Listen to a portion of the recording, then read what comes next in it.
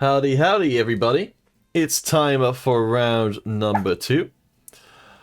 My name is Canapits, cast once again, this time it being joined by Greyhut for as long as he's able to stay around before the doggos devour him. Oh my gosh, what's happened to my camera? I don't know, it's all kind of gone. Either way around it. I don't want to play reroll this game. Oh, I can hear someone talking about how they don't want to play reroll this game. There we go. Good morning, Cadfit. How are you today? A little frazzled, it has to be said, but still intact, and that's the important thing. Oh man, I used to love Frazzles. They were like a secret OP when it came to crisps. Wait, frazzles is a type of crisp? I think so. I feel like I remember eating the thing called Frazzles. Huh. Unless I'm just making this up and it was like something that was close to that. But I'm now going to Google it and find out. So you sort out your camera while Frazzles. They were like the little bacon fry crunchy things. Lovely. Oh, okay. I never got a taste for bacon crisps. They always didn't taste like bacon to me, and that always upset me. Yeah, I get that. But I didn't hate the flavour they did taste like. I'll grant you they definitely didn't taste like bacon. But yeah, even so, enjoyed them nonetheless.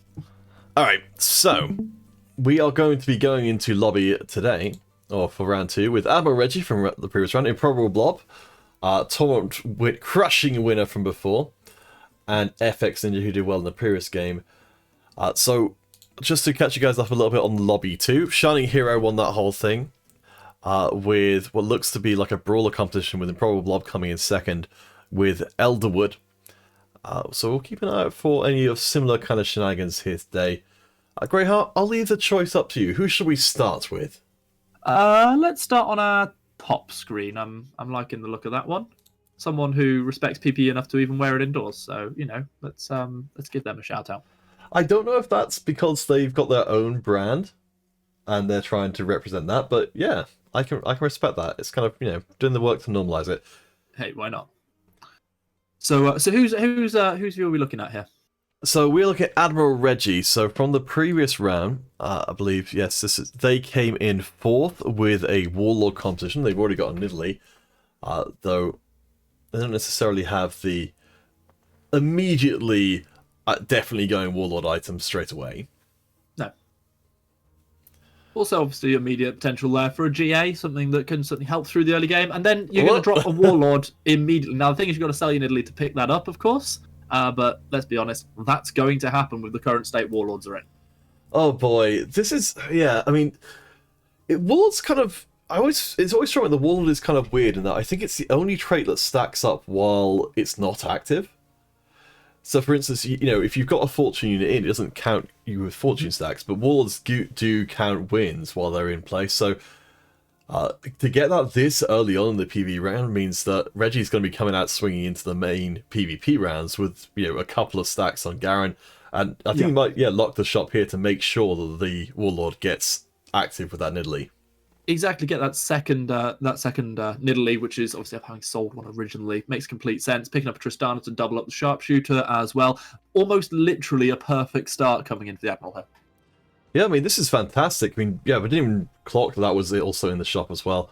But as we said, the items here aren't fantastic for this kind of setup. I mean, you don't really want to have a Guardian Angel for any of these guys at the moment because they're not really doing enough to validate it in the first place. You don't really have a defensive item for the Garen as well, so I think Reggie's going to be willing to spend some of these early units if they want to level up and maybe get a real win streak going.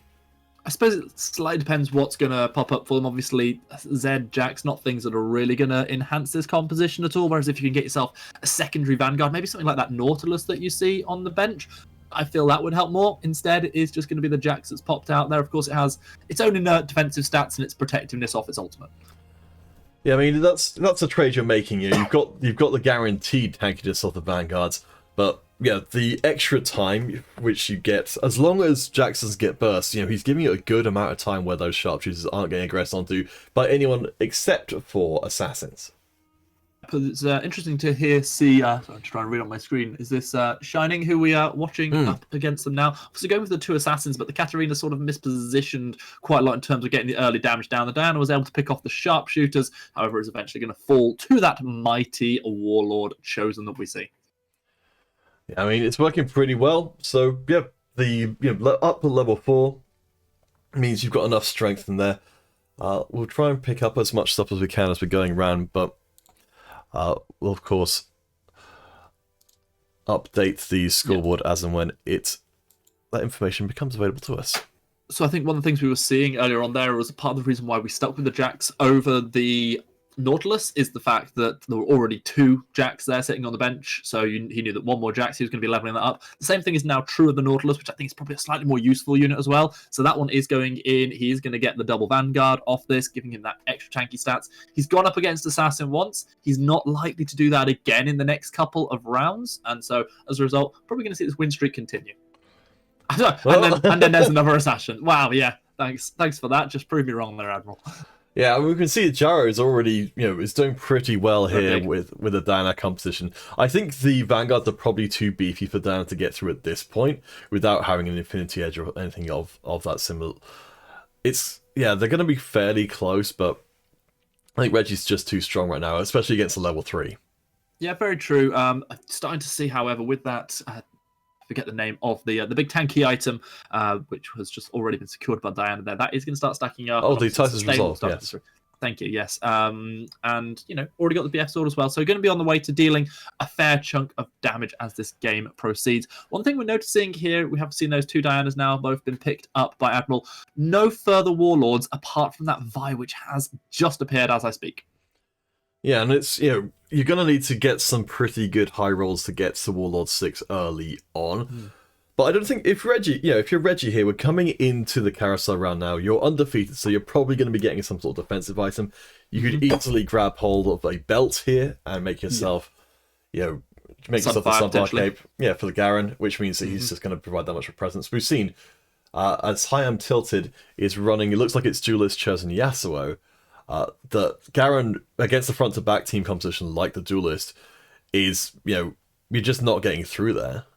Tilted running one of my absolute favourite comps in the game right now. We'll see if Garen gets his secondary ult off. He does spin to win. However, the question is, will he win? The answer is just about yes. Yasuo taking that last chunk of damage from the Nidalee. Love that composition at the moment. Obviously, suboptimal given that he had to have the 2 Yasuos out in it at the moment. But once an extra Duelist is picked up and we see 4 Duelists on the board, that's definitely going to be one to watch, I think. All right, so we go on to the carousel. So currently we've got Improbable Blob who's on 98, so not undefeated. Benedict 94 is sharing the top spot with Reggie with the 100s. Apologies for the slightly low quality on the stream. I think Reggie's streaming at a little bit less than 1080p. So we can maybe pop someone else after this carousel. I'm just keeping my eyes towards those 2 Giants belts because there's a really good opportunity here for Admiral to pick up something they want. Hey Skellig, and Cluda in the chat.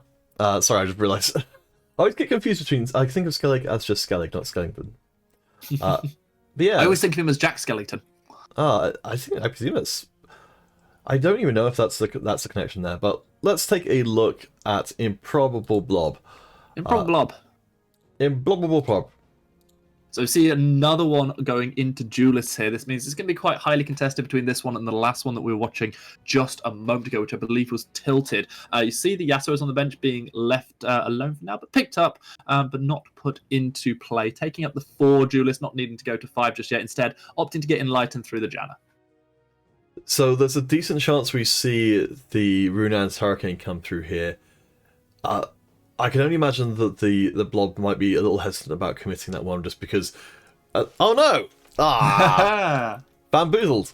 Alright, let's jump across instead and start talking about this one. So this is... It looks like it's going to be what could be a Bonky Kong composition, assuming the items work out. Up against Reggie's Warlords. Yeah, quite potentially, but again, just seeing how dominant Admiral is in this early game. And frankly, I don't see that dominance ending anytime soon with the way things are dropping for Admiral. Meanwhile, we also see there's a big old win streak at the top there for... I can't quite read it on my screen. Is it Burned? Oh, or Ben Red? Benedict! So, Benedict looking very, very good so far. Apologies, guys, we're not having much luck with the adverts here today.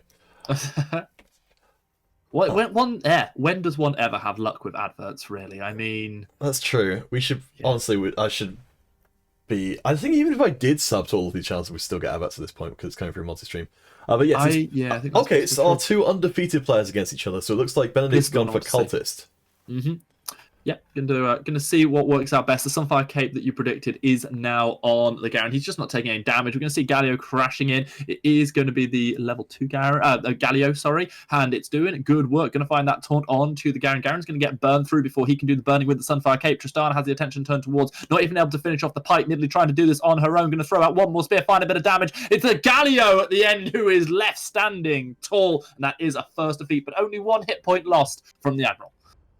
So yeah, I would say I don't think I've ever seen that before, and the only reason I can think of that would happen is because Galio doesn't count as a unit for the damage being done. It used to count as no units, and they changed it to 1 hit point. Ah, okay, intriguing. But okay, so Benedict stays alive. I presume that they are on 6 cultists right now because they're on level 5. I believe so. Yeah, the level 2 Galio. So there are a bunch of different ways later on that the Galio is going to drop off a cliff. One of the biggest ones for me is that the Giant Slayer is very, very popular, and that just obliterates the Galio pretty much on any kind of carry that starts hitting the Galio with it. Is it I'm trying to remember exactly what the build is, but it's something along the lines of double GA dual gauntlet, which has the ancient shred of tanky targets, can kill them in 2 hits. But we may see something similar to that. One of the things I am delighted not to be seeing so far, Counterfeit, is Darius. This is something that has been plaguing my solo queue games of TFT, and I hate it with a passion because you take you back a couple of sets back to when Darius with dual gauntlet, just monster dunking was a thing. Well, it's started to become a bit of a thing again. It's not really at the high tiers of play. It's something not considered one of the S rank compositions, but it's the flavour of the month. It's certainly in the games that I've been playing. Everyone seems to be doing it, and damn, I hate it. I think, to be fair, I think the reason why the Darius exists is to make it so that it's not the right decision to run without tanks. Whether or not that's a fun thing to experience as a person being dunked on repeatedly is another separate question, but I believe that would be my assumption as to why he exists. The fact that he hasn't had that effect on the set up until this point, or very occasionally, I think speaks to still some work needing to be done on how he functions. But I think him not being part of proceedings in itself, I think, causes the meta to be different than if he is. I think there's truth to that. I think it can be seen both ways. Personally, it's just one of those things that I'd grown sick of it by the time that it ended on the previous sets, and I'm also glad to see it return personally. But no, I see your point of view there as well, as we do now see this the Spirit Duelist composition going up against the Admiral, who's been having a good time, looking to find the old spin, going full on Beyblade. He is going to find himself a kill before eventually going down. Nidalee going to trade with the Callista, looking to find that one last spear that can rip through the health bar, and finding it just in the nick of time before the rend comes through. Improbable Blob. I mean, she did an incredible job in the last time I saw her in, going undefeated in every single lobby. So, while it happened in lobby 2, so it wasn't on stream, that streak has already been broken heading into this game. So, Blob's got a lot to prove themselves. I think the standard of the competition is getting better each one of these tournaments that comes in. So, I'm honestly kind of glad, because it means that, Blob, who's done so well, also did amazing in commentary as well, is getting more of a chance to stretch themselves out, and we're getting, while this is a casual competition in itself, people are still getting the chance to find those moments of high competition. Uh-oh, what's that on the left of your screen? Dual Gauntlet, Darius, get out of my games! It is gonna be the first opportunity to see it. Finds itself one dunk, doesn't get the reset off the second, which is gonna neutralize it somewhat, but it finds its ultimate back straight away. Just before dying, however, to Garen, this is gonna buy enough time for the Admiral to find the damage. Hi, I'm Tilted has officially managed to tilt one of our casters. Oh boy. I mean, Darius does have the built-in damage reduction after the first successful execute to make him a little bit less frustrating. I think that was the difference maker there. So you can't just go around deleting these some big stuff on this carousel. Let's see. That's more 4 stars than normal. There's a spatula to be had there as well, as we do see that one being picked up, I believe, by Gyro. Crucially, there is that cultist Aatrox available. That one's been picked up. I'm not 100% sure who it was picked up by. If it was by someone, no, it wasn't by Bendit, because they hadn't actually come out yet. They would have loved to have got their hands onto that one. Instead, they're left with the dregs somewhat. They're going to steal a needlessly large rod away from underneath the Admiral's nose. That's kind of a surprising carousel. We ended up with a needlessly large rod and a sword by the end of things, but let's check out the... There was just so much high-value stuff out there, I think, Peter. We've also got the drop of, let's see, so double magnetic remover. That's painful. That's one I hate to see, if I'm honest. I've had that a couple of times recently, and I go, why? Why would you give me this? Teemo's going to get a whole load of items, and that's just being used as a placeholder so we can bop them onto the Katarina, who is going to be joining the fray fairly shortly, coming in place of the Nautilus. So Vanguard goes away, but 6th Warlord comes through, and crucially, that's a Katarina with items. Yeah, and right now, we've got a belt on there just because there isn't too much else to throw in, but the Hextech Gunblade and the Quicksilver means that she's going to be getting up a solid ultimate. I assume the belt is in the hope of picking up a recurve bow to get towards the Titanic. Oh, well, I mean, with the magnetic remover, the belt definitely you can take it off. it doesn't need to stay there. I'm trying to draw to my mind what kind of stuff could potentially be in there as an option. I think the Katarina just got picked up maybe off the carousel with the belt on her. So at some point... possibly. I mean, I think the Titanic would not surprise me for a Katarina. We just saw it working brilliantly there for Diana, who takes the win against Admiral, only the second loss they've had all game, this time losing more than just that 1 hit point. Oh, so yeah, sorry, I was trying to figure out what you're talking about there, but so Titan's Resolve is change vest and a yes, you're absolutely right. It's ZZ Rot with a recurve, isn't it, off the Giant's belt? It's not terrible on Katarina, though it would tend to probably attract maybe a little bit more attention than you would hope for. It's in this lobby, though, we're actually seeing a fair amount of assassins knocking around, so there isn't like the pile of units for Katarina in the backline that normally would be, making her particularly strong.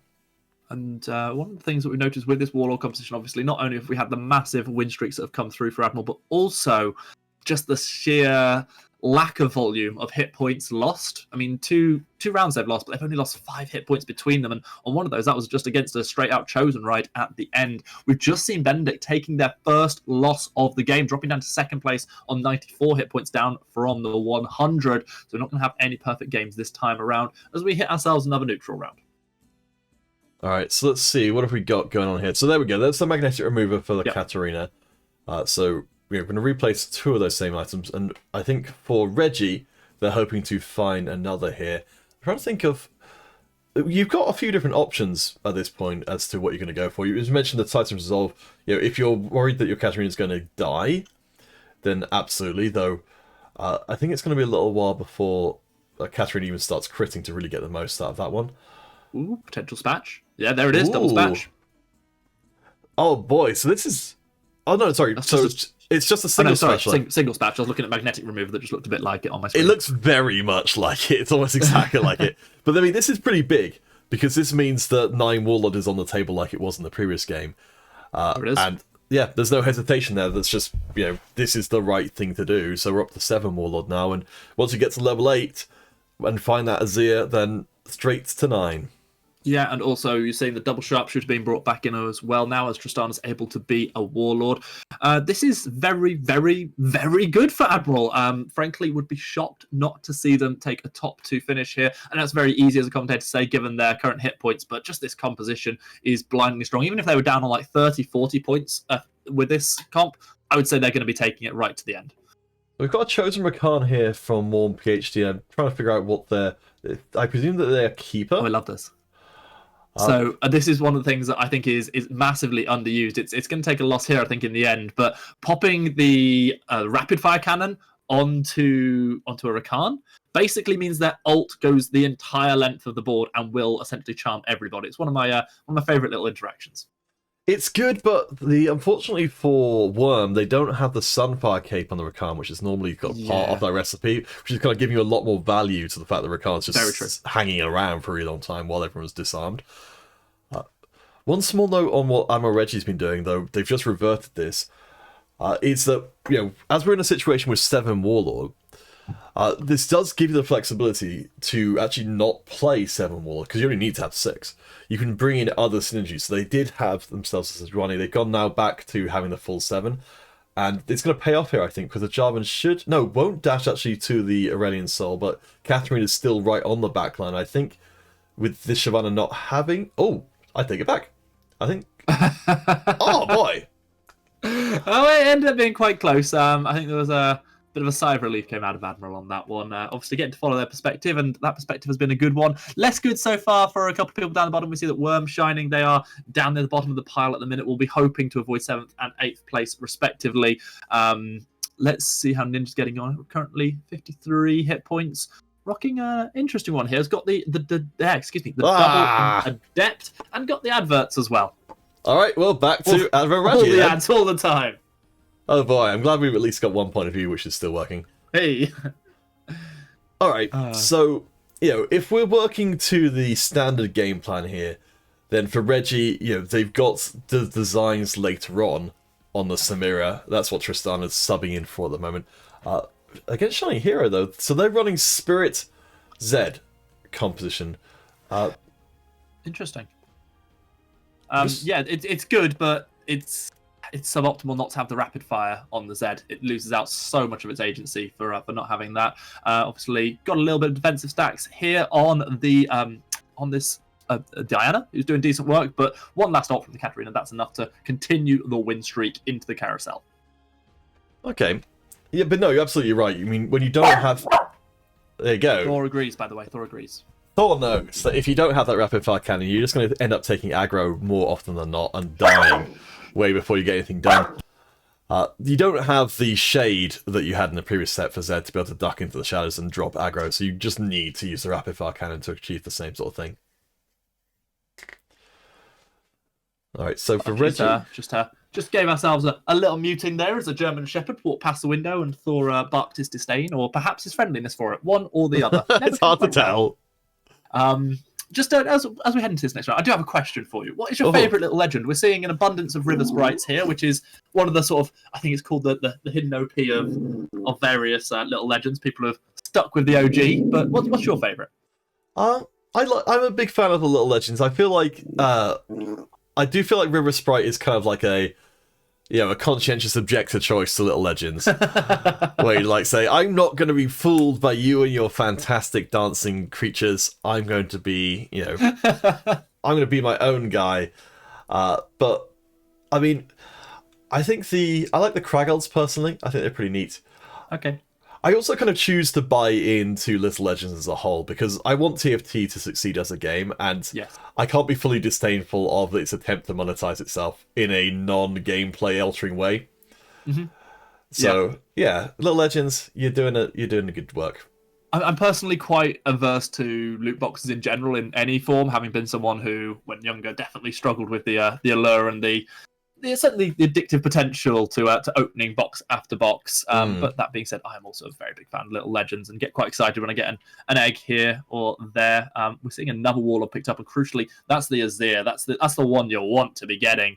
Just one. Oh, there it is. The final Warlord comes through, and just like that, that's game right there. Just calling it. Call it. The stream's done. Stream's done. I think that's probably honestly pretty reasonable, especially once you can get the Samira in and Warlord her up as well. Oh boy, you can see the question mark pings coming out. The main reason I think that the minimap stayed in the game was just so you could tell where those question mark pings were coming from. Yeah, that's pretty strong as comps go. Obviously, we do see some opposition coming in. Double Azirs on the board, double Shurima Shuffles, Emperor's Divides for days. This one's actually not looking that bright until Katarina ults and finds all the damage. Akali unable to do the same. Spear is going to hit into the Emperor's defenses for a moment, but now he's left without a Sun Soldier as a friend. Is going to be more lost hit points for Ninja. Excuse me. So that leaves us with FX Ninja and Worm both on very low hit points coming into stage number 5. I think this is a great situation for Reggie. Whatever drops here, they're pretty fine. Yeah. They've already got they've got another Gunblade if they want to throw it onto Katarina. It's not amazing. to kind of double up on that sort of defensiveness aspect of things, but it's viable. Like, they can get nothing from this creep round and still probably go on to do very well, if not win the whole lobby. I mean, this comp, courtesy of having the lady with the fists of the North Star, is very viable. But we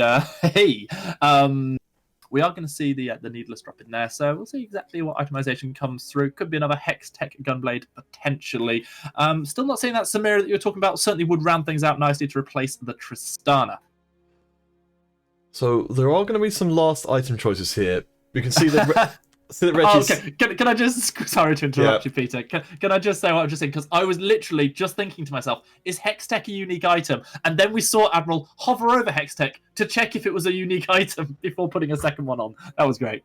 Yeah, at one point in proceedings, Hextech was sort of an unofficial unique item and that the shields didn't stack up, but now you'll see that the healing does, and you can get double the shield. So that means Katarina's unkillable, Worm gets blown up. So what you are giving up here is some of the explosiveness of the Katarina. So while Worm went down, it may well be that Katarina won't, as like the primary damage source here, won't be able to perform in that function. She'll keep herself alive, but she won't have, say, the extra 40% damage from a Hand of Justice or, a more damaging item. As we see. That's very true. And if we don't hit 3-star on Katarina, which certainly looks unlikely given the number on the bench, then yeah, that's going to fall off. But on the plus side, at least there's secondary, tertiary, and even quadriary forms of damage coming in. You've got that Azir, you've got Tristana and Nidalee there as well. Potential Samira to come through. I don't think this Warlord comp is going to be lacking damage. No, I mean, just by sheer... I think at this point, certainly, just the sheer value of having 9 Warlords and the free stats you're getting from that is just... Yeah. It's crazy. I think that with the amount of gold that Reggie has got stuck in the bank right now is up against Hi I'm Tired with what looks to be an Elderwood Aurelian Soul comp. But that Aurelian Soul is not terrifically, itemized a ton. The Hextech Gunblade, unless you can burst the Katarina, she's not going to fall down. And this fight pretty much ends at the moment that the Emperor's Divide comes through that wall, bopping all the battle line up one by one, more damage being put down onto Tilted. This is what you get for trying to play Darius earlier on. Meanwhile, we see another death. This time it's FX Ninja going out in 7th place. The grey screen, the old sit back, and even, the hole in the heart there. There we go. It all matches up. All right, FX Ninja. Well, yeah, did good. Yeah, did good. But let's check back in with... I mean, not that good. I mean, they didn't come last. They did not come last, no. It's I miss hand... Who was it? Hold Hands 7th, 8th. That was... yes, they were the best. The perennial... living up to the name, which I appreciate. Meanwhile, we'll get to see how the cultists are getting on. They have, I believe, got 2 9 cultists now, and as a result, we are going to see the big crash down coming from the Galio. This is where we're going to find out if there's enough damage coming out of the Katarina, except it's not, because we're not watching Katarina. This is not the matchup I wanted. Peter, why do you do this to me? Set's going to come through. He's going to look to try and take out the Remainers alongside the friendly brawler Shyvana, and it is going to be the Brawlers that take this win. Trying to keep you on your toes, Stan. You gotta watch out for that production micro. You did me harder than I do Alex when he has no eyes. Oh boy, I just don't know what to do with that piece of information, so we'll move on. With 2 people being dead at the carousel at this point, this does mean it's a lot better to be a player who's doing well. So, just as a general piece of advice, if you're gonna try and ride hard in a lobby, you're gonna get a lot of wins. Ideally, you take out some of the players early on, because that way, when you get to carousels like this, you actually still get good completed items. Yeah, definitely. And 6 players in the game, 2 players sub 20 health. Things are definitely looking positive for those people who are in the top 4 right now, especially our top 2. We can see that Benedict's dropped down considerably from that early win streak, has now fallen down to, I think that's 32 hit points. So definitely needs to make something of a resurgence.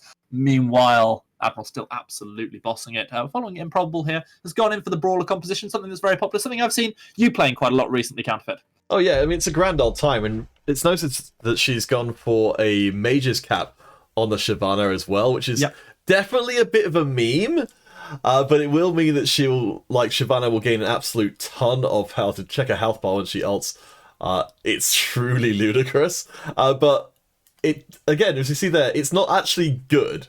It's just funny. So in this case, we've got Shani here with a 3-star Zed, which has not got actually a third item even completed, and I assume they're waiting to use their Yes. remover. Yeah, potentially. I mean, either that or just hoping a random BF sword appears at maybe the next carousel to get the Death Blade onto the Z alongside the rapid fire cannon. Yeah, this is interesting. So, talk me through the Shyvana as a mage. I've seen it happen a few times. It's basically just it doubles up the effectiveness of the ult. Is that all that it does? Because obviously it's a single cast. Ability. It doesn't. It doubles up the health gain, but they nerfed the health gain on Shyvana a while back. So Right. while it was a meme to start with, it's doubly a meme now because it's not even that good. As far as I'm aware, it doesn't double, say, the damage that you're dealing with the on hit. I could be wrong on that one, but as far as I'm aware, that's the case. So it's just a big pool of HP. Which, when you're in a brawler composition which is entirely made of big pools of HP, that isn't really a major attractive quality to have in your what should otherwise be your primary carry. I kind of want to see them survive at least one more round, get the opportunity to get towards the excuse me, is it the Nexus minion that we see next? Because Yes. this will give them an opportunity to maybe get a damage item that they can pop onto the Aurelion Soul so that they have got more damage outside of just being walls of HP. We'll have a little look around who's going to be getting what here. So that is, I believe, a Rage Blade that's going to come through. Maybe not the most effective thing that could have come through, but they have still got one magnetic remover. I mean, I wouldn't. So what we've kind of got going on here, which is a little bit weird, is because of the mage cap, we have actually got 3 mage going on. So the Aurelion Soul is more effective than it would be otherwise. The Guinsoo's Rage Blade could maybe go onto him, but I'm trying to think of other places you could put it. I think if Set uses it, it's probably going to be very, very wonky. If I remember from how it would, like, it wasn't like fully in place properly.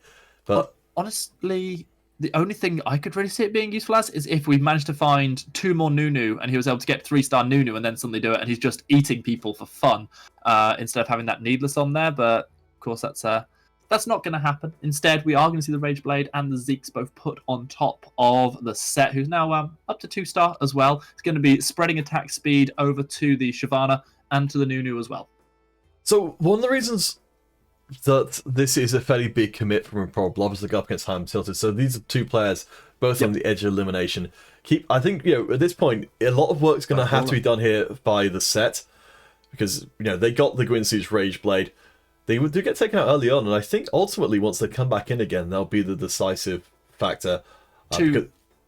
Sorry to interrupt there. There are two crucial things to notice about the difference in the comps there. One was it was 3-star Shyvana, and one was that the Dual Gauntlet was there on top of the Aurelion Soul. So just more damage came through, as you said. That whole tank of whole heaping of health didn't have the damage behind it, and that's why we do see Improbable Blob going out on that one, and why we see Tilted able to survive.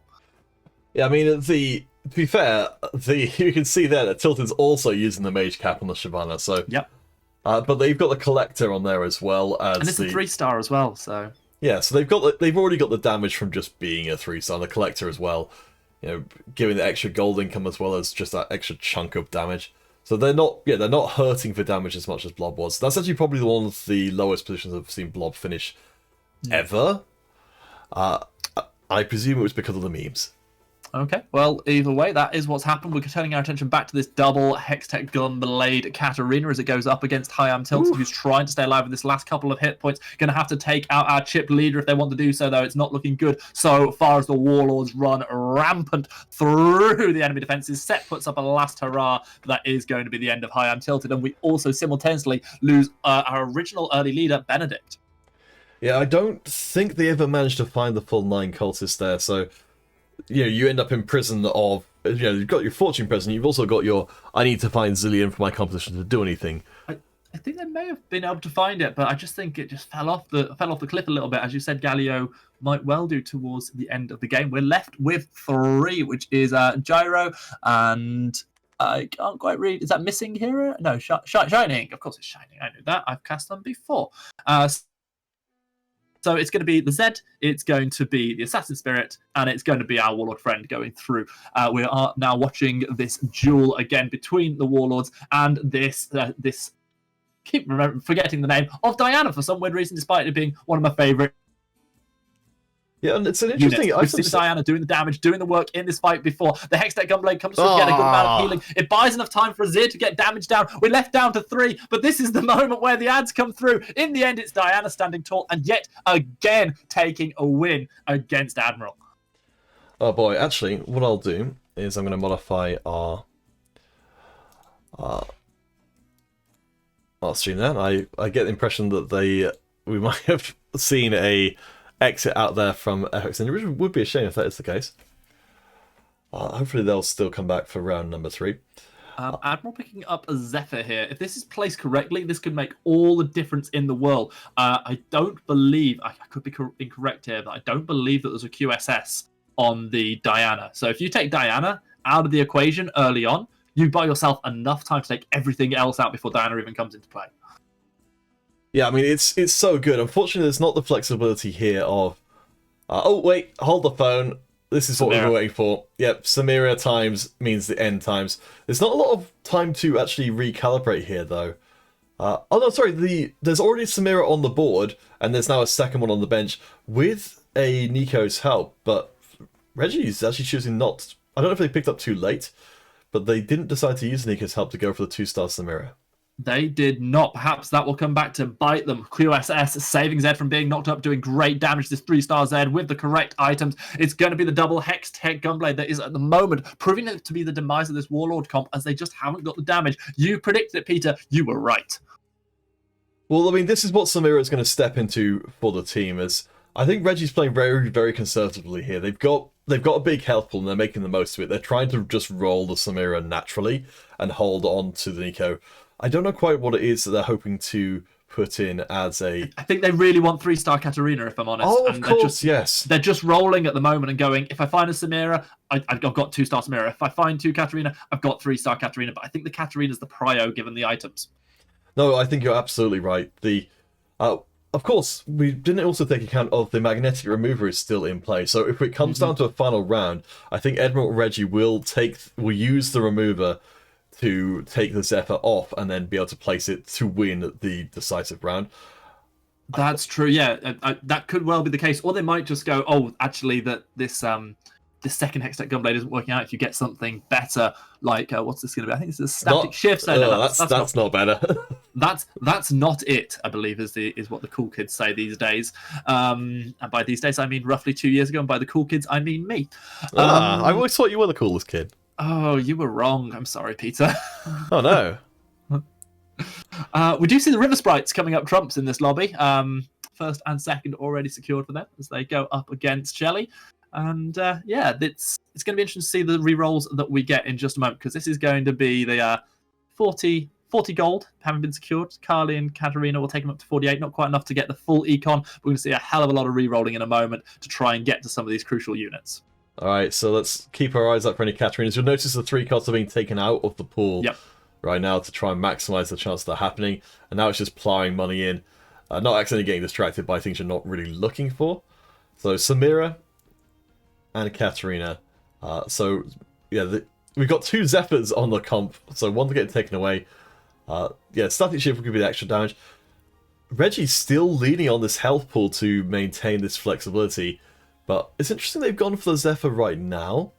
And I think they just missed the timing on it as well. They did, yeah. So Diana stays in play. Diana gets good damage down. This is the absolute battle for dominance here. It's going to be a 5v1. The question is, has Diana got what it takes? She removes 2 immediately, but isn't able to take out any more. Hit points are lost for Gyro. He's eliminated on this round. The damage was enough from our early dominance coming in from the Warlords. Well played to the Admiral. All right, wow. Impressive stuff. I was surprised it ended like that, given that, we weren't necessarily even seeing Admiral Reggie, playing at full strength. The Zephyr didn't go off. They didn't have their 2-star Samira. They didn't have their 3-star Katarina. So I think Reggie played that out extremely well. The fact that they won with the capacity to be stronger in the near future means I think they came first by a considerable margin. Yep, I think that is a completely fair statement. Really interesting game. Congratulations to the Admiral taking the win there, and to everyone else who picked up their respective points in that game. Certainly sets up for an interesting final game of the tournament. All right, guys, so we will be headed to break while we do get that set up. We'll, of course, have that back for you in Let's see. Hopefully 5 minutes time, though it depends on how quickly everyone can get their stuff together. So we'll put that in as the time assumptive here.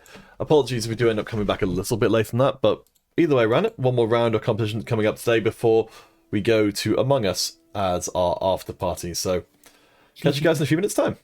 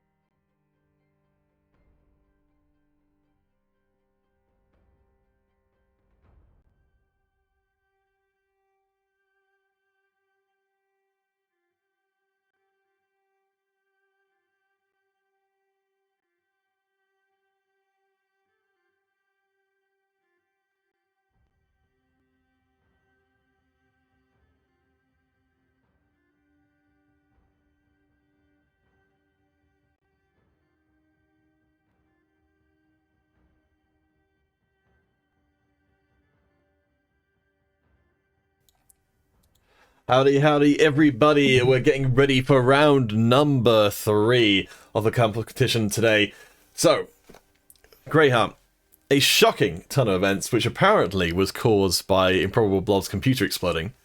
Oh, Howdy, everybody. We're whoops. ready for round Yeah, whoops. That's unfortunate. I wish all the best to Improbable Blob and their PC that they're able to get themselves back playing TFT in the not too distant future, even if unable to join this next one. The last game was pretty exciting. Yet again, seeing the dominance that Warlords can bring. Yeah, I mean, there's a pretty good reason for that. We check in with.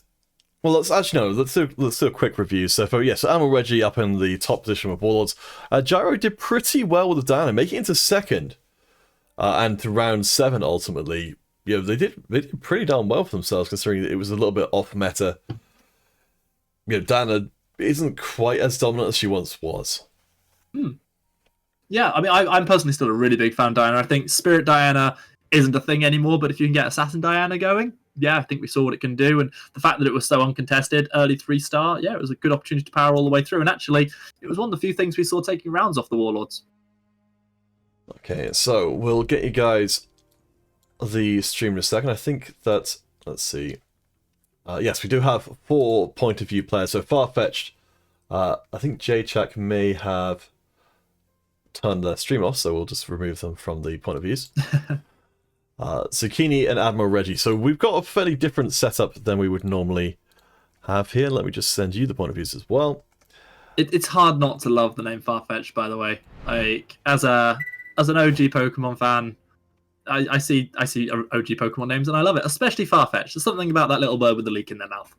I know, they are one of the more bizarre first generation Pokemon where at least they were memorable for being weird, as opposed to like, you had the ones which were the main Pokemon, and then you had a bunch of ones that nobody really remembers. Like, I don't know, I guess Taurus is sort of there, but it's certainly not particularly creative. I think Taurus is only really there because of how annoying it was to catch. Like Taurus and Kangaskhan, they were those ones that you had to find in the Savari zone and were so damn difficult to get. Farfetch'd, I always have specific memories of, because the first time I ever played through the game, I was like sort of borrowing a friend's save on the original Pokemon Red, and he had Farfetch'd as one of the HM slaves because he had a fly and cut on the bird. And so it was actually something he took all the way through to the Elite Four right at the end of the game, and it's just one of those I always have a bit of a soft spot for. Was quite amused when the new evolution came through on the most recent games. Surfetch'd is absolutely nuts. So yeah, there you go. Brilliant. Bit of a tangent. Hey, it gets us into the game. So up on the top table, let's check in with Zucchini. So we haven't seen too much of them so far. Zucchini currently, I believe, just about making it onto the first table with 9 points currently. So they've got an opportunity here to really better their situation, because from the run from 1st down to 8th, there's a fairly even spread of points. So if Zucchini, say, comes first here and picks up the full 10, they will catapult themselves up multiple spaces at once. Yeah, very true. Perhaps something that we are going to see. Obviously, there are certain people who have put themselves in the best possible position to take this entire tournament. Do you have the actual rundown of everybody's scores? Oh, yes. Sorry, I realised that you don't actually have this. I will send you the link to our secret sheet where everything... Ooh. It's the secret sheet that Skellig has put together to make sure that everything... which has got all manner of marvellous things in there. Also, watching Zucchini's stream as... Oh, hello. We have a... Surely not. You're not going to pass up on a chosen Nidalee. Well, it's the chosen sharpshooter rather than chosen warlord. It's not bad. It has its place, but I'm not entirely sure it's something that you just sell everything for, and that kind of is being proven here as we see 3 brawlers instead. I mean, the drop of the Shyvana does make this a lot more palatable, but even so, like... I think You're not happy. You're not happy. I'm not happy. It's like, it may not be 9 Warlord territory, but it's so easy now to make 6 Warlord that it's not as much of a concern as it would be otherwise.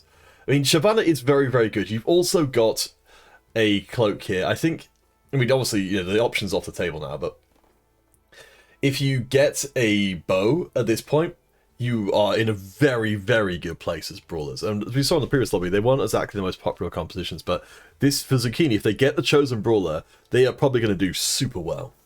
That's entirely a good point. We did obviously see the short sharpshooter turned down. As you say, Nidalee strong unit has a lot of early game priority. As I see a Darius, and I frankly want to throw my screen out the window again. But there's the Vi had already dropped. The Garen appeared on the next screen. There was a potential to have the 3 warlords alongside the double sharpshooters. Wasn't taken up, of course. So let's dwell on what we're actually dealing with. As a second Shyvana dropped so insanely early. That's 4 brawlers right there. Yeah, that's amazingly strong. I know, Zucchini, you're probably listening to this stream, so we're not going to try and guide you too much in what you should be doing. But, I mean, that's pretty good right now. The 2, the double Neutron Cloak is fine. I just love at the top it just says, head hurts, minimal thinking. It's Zucchini, are you typing to us in the game chat? Oh my gosh, that's amazing. I don't think I've ever seen that before. Oh no, their stream is a little bit laggy. A little bit on the laggy side. Alright, let's see. Oh no, okay, well, let's get back to them. Let's see how they do in the first round. So they're up against Gyro here, who's running, interesting, I don't know, just a collection of stuff. Just a collection of things. Interesting item on the Fiora. It's already at 2-star. My eyes were drawn for a moment there to someone else as you showed the multi-stream. There was certainly someone else who looked like they were setting up for brawlers. I think they already had the 2-star TK and the Nunu in there already. So potentially already seeing those brawlers be contested. Yeah, I mean, that's gonna be the thing here. For even though Zucchini has got a very strong start, they ultimately don't have the brawler chosen. There's a million different places you can pick up the brawler chosen from, like literally all of them. Yes. So you've got 8 different chances of seeing it turn up in the game. So you're still pretty much guaranteed you're going to get it, but you're not going to be able to 2-star your brawlers anywhere near as quickly. You're almost certainly never going to be able to 3-star a lot of your crucial brawlers as well. Zucchini there had a little mosey through, had a look who was there, saw that there was a bit of contest on the brawler front, already seeing 2 or 3 different people picking up multiple brawlers. Also, my eyes were drawn yet again to what I believe was an assassin chosen Diana. Perhaps we're going to get to see that comp for the second game in a row. I mean, it's good, as you said, you've got access to the 6 assassins, so you've got a much higher ceiling on the Diana than you would otherwise. And also, you've got the ability to have other assassins take the load, whereas in the Spirit composition, you're a little bit tied into just Diana doing everything, and if she gets crowd control, if she gets taken out by some method, then you're just pretty much screwed. Chosen Yasuo already has the Hand of Justice on. There we do see, actually it's the Spirit chosen Diana on that one. That, if I'm perfectly honest, is not the one you want. I can easily be proven wrong, perhaps this will go all the way, but for me, the Spirit comp with Diana has massively fallen off in comparison to the Assassin. I mean, I think it's probably up until the point where the 6th assassin would really matter. What's the later game? It's going to be relatively similar, and at least you've got the Spirit before you need anything else. It looks like right now we've got, let's see, so Jaychak with the Deathblade. I think it does fit with what you're saying there, which is that this isn't going to necessarily be a long-term Diana because she's not itemized, and she wouldn't particularly care for a Deathblade anyway. Mm-hmm. So I think it's a more transitional piece for Jaychak, which makes sense.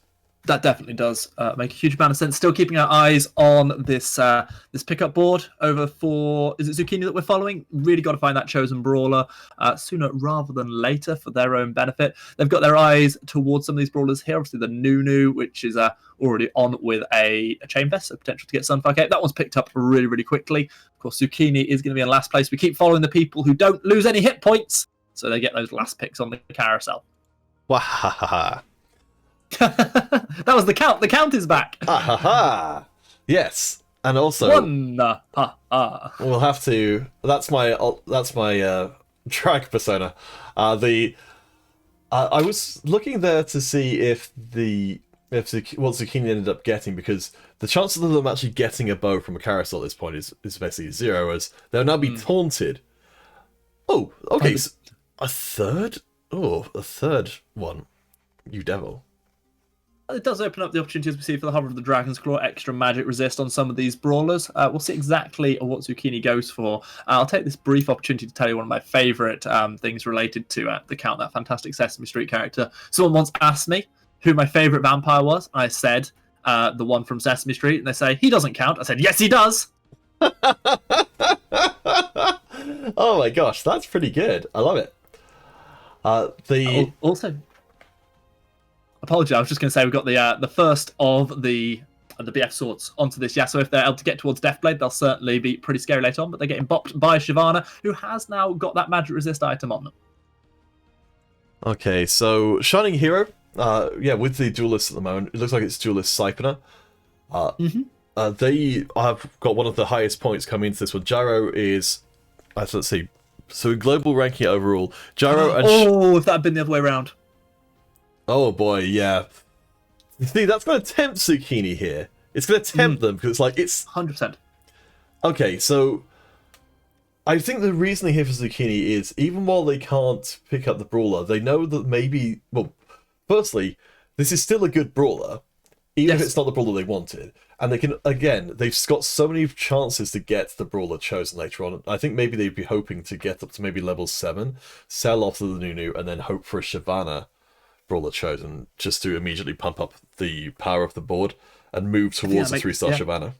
Completely agree with you. I think it makes all the sense in the world. Might as well get that Elderwood buff onto the Maokai, onto the Nunu. Also just gives you that extra unit in there. Been struggling to find a Nunu up to that point, and already you're seeing the damage he gets as he puts down a nom nom nom onto the opposition. Darius goes for the dunk, doesn't quite finish off the Vi, and that's going to be a huge amount of hit points taken away from, was that Benedict? I believe it was there at the bottom of the pile at the moment.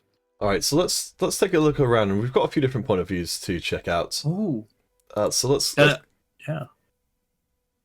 And just a quick shout out and a big thank you to Skellig who's updated things in terms of the scores on the doors as they are. Gyro comes into this game with 18 points. Shining Hero with 17. The Admiral, who we saw win the last game, on 16. Benedict, who is currently at the bottom of the pile, is on 14. Jachak on 12. Tilted and Farfetch both on 11. Zucchini currently on 9. But of course, Zucchini currently right near the top of this particular game. Yeah, they're doing extremely well. They're on the win streak from the very beginning of the game. As Farfetch, they're actually moving into the brawler space a little bit now themselves. They've got the Nunu, they've got the Maokai. I think they might have some designs of... I was going to say, I thought... I did have the idea that they might be moving into brawlers. This item setup here does work for the Vladimir, but it also somewhat works for Nunu as well. Yes. That's all I have to say to that one. I think there are a lot of people on this board realizing how contested brawlers are at this point, and I think we're just seeing a little bit of variation coming through from different people as a result of that. This is going to be interesting because obviously you've got the 2 Siphoner coming out of the Chosen from the Vladimir, but it's not really until you get towards 4 Siphoner that actually that life still becomes gold efficient. So we'll see how this one works out for Farfetch as they look to try and push themselves further up the points table. Important people that we need to keep our eyes on: Gyro, Shining Hero, and Reggie, because they are right at the top of the scoreboard. They need to be going out early in these games for anyone who's near the bottom to have a chance of taking over. So Higham Tilted, we haven't seen a ton from them, but they are running the Aurelian Soul comp. It looks like they've actually got Kale items, so I expect to move towards that later on. But yeah, once you're fully stacked with the Titan Resolve, it's very similar to a Nasus, the Vladimir. It just becomes unkillable. And we're just seeing a little bit more priority being put on towards these spirits by, I believe this is Farfetch that we're watching at the moment. Interesting to see they're not opting to pick up the Jannas at all. If those Jannas were being picked up, that would have told me that maybe soon down the line we see a Morgana picked up, and as a result we see the Nunu and the Maokai sold off, but now those Jannas are picked up, so maybe that still happens. Alright, so here we go. Well, we went away from Zucchini, we found them once again. They've completed a Chalice, which is an interesting choice. It does mean that both the Nunu and the Shyvana are going to be doing a little bit more damage with their abilities and attacks, respectively. I don't think there's enough damage in Zucchini's comp to keep themselves going up against the Vladimir here. The Dragon's Claw keeps the fight going a lot longer, but unless the Nunu eats the Vladimir, I don't think they get through.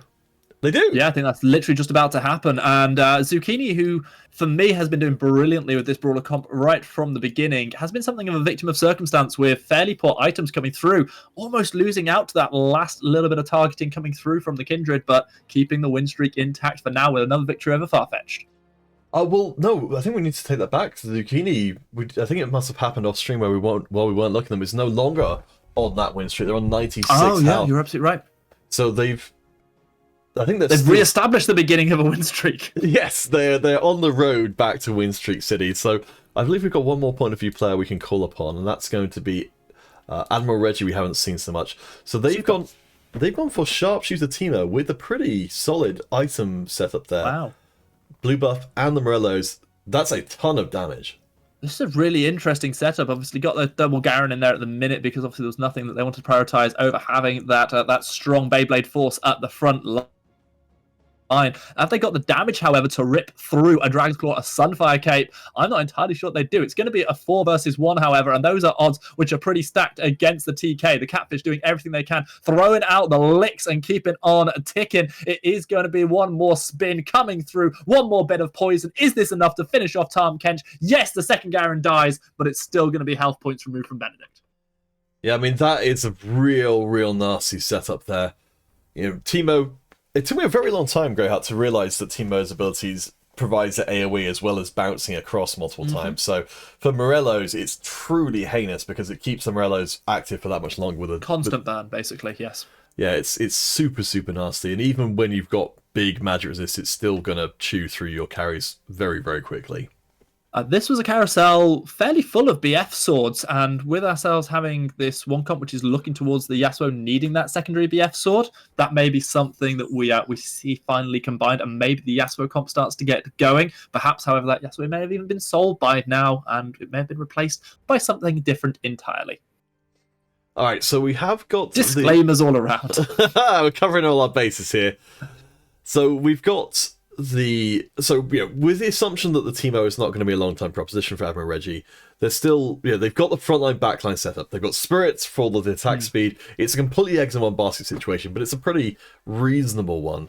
I was just sorry to interrupt you. I just want to ask for your opinion on this one. What's your opinion on the second Garen instead of maybe a Janna to give Mystic buff? I mean, obviously the front line is extra from the Garen, but is it worth it? I think it depends on how heavy magic damage the lobby's feeling like. I mean, certainly for Farfetch, that's going to be a very solid choice. Though, you've got a lot of considerations here as for some of our players who are very high level. Who do you think you're going to have trouble with? Like, in this case here, the Mystic could have made a difference, but I think for Reggie, what they're running into here is their front line, as you said, it's okay, but it's not going to stand up against some itemized mid-game carries at all. It is with my deepest apologies that I must sadly dip out at this point, Counterfeit. I wish you the absolute best of luck for the rest of the cast. I will certainly be watching as I head off. I will be lurking in the chat at the absolute least. It's, as always, a pleasure to get to work with you, and I look forward to catching up with you soon. All right, well, have a great day, and do check out Greyheart's stuff. Stan, feel more than free to spam links in the chat for all of the stuff. I'll make sure. Thanks very much. Anyone who drops me a like on Twitter on @Greyheart99 is an absolute hero, because those likes and those follows go a long way. All right, I'll make sure that you are permitted to post links to things if you want to. Thank you very much. It's very kind. I will leave you with the joy of this tournament, and everybody have a great weekend. All right, so we're not quite done overall as a tournament, though, as Admiral Reggie takes a boot to the face there from what's looking like, let's see, some sort of Elderwood nonsense. We hadn't done before as Zed. Let's see, so Reggie, Reggie at this point has got themselves a whole bunch of transitional stuff. These are not high 2 stars, 3 stars, or anything crazy nonsense like that. They're going to have to make a pivot at some point, and right after this creep round where they're going to be getting a new set of items is a pretty good chance for them to do that.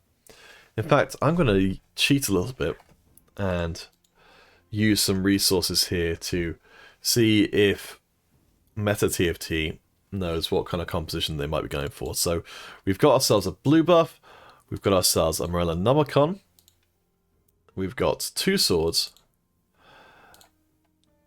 and rod, armor, cloak, and another rod. So it actually, interestingly enough, what it likes here most is actually for Sharpshooter, which is very interesting, because we've got items here to potentially make a Samira with a Guardian Angel and a Bloodthirster. So we'll see if that ends up happening. You know, we've got... I think the Teemo items could eventually go elsewhere. Okay, there we go. So there is some of those items being completed. So there's the Rabadabble Snubbuck or Rabadon's Death Cap could go on the Yuumi, or indeed onto Teemo. I think it's much for much between them. We've got some pretty solid items for a front line of Vanguards. So we've got items for the, let's see. Oh, so we actually completed, actually. I'm going to just update that being the case. So Guardian Angel as well.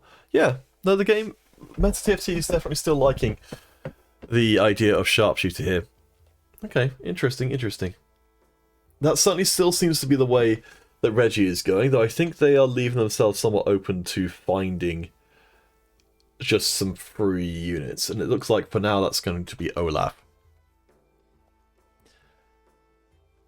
So Vanguard remains the front line for the time being. For Sharpshooter means that it's still on Teemo to get most of the job done against Shining Hero here, who's actually going Enlightened. Let me just update the scoreboard to reflect that. Let's see. So we're going Duelist, now we're going Enlightened. They're going to have the Talon there, which is going to be pretty problematic. And the Morgana as well, especially because the Teemo doesn't necessarily do anything specific to stop them. Teemo will have a very good matchup against a lot of different comps. Because of, you know, if they're based on attacking in any way, they're going to have that completely disabled while they are blinded, and they're going to spend most of the round blinded as well. But against comps that are based on casting, so Morgana, Aurelion Sol, and the like, it's not going to do so well. It's a very stark contrast in terms of how the matchups are going to go. So we'll keep a close eye. And let's jump around a bit, and let's check back in with friend Zucchini. Have they stuck with the Brawlers? They have. They didn't ever manage to find a Runan's Hurricane, but they probably can do it this time. They've got a Gwyn's Rageblade for Shyvana, so she does at least scale up as a damage threat throughout the round. Which is fine. I mean, Brawlers take a while to die, so you get that window of opportunity. But you probably do want the Runans in there as well, just to, you know, to really sort of double up, almost, well, not quite double up on the damage, but get fairly close to it. You currently got a... Ooh, interesting. There's a Duelist Spatula in there as well, as potentially a Warlord Spat. Neither of which seem like they're particularly great for Zucchini unless they want to try something a little bit goofy. But they've got a possibility. Yes, Happy Light Sense has successfully drunk Among Dust with a lot of players here, including Zucchini.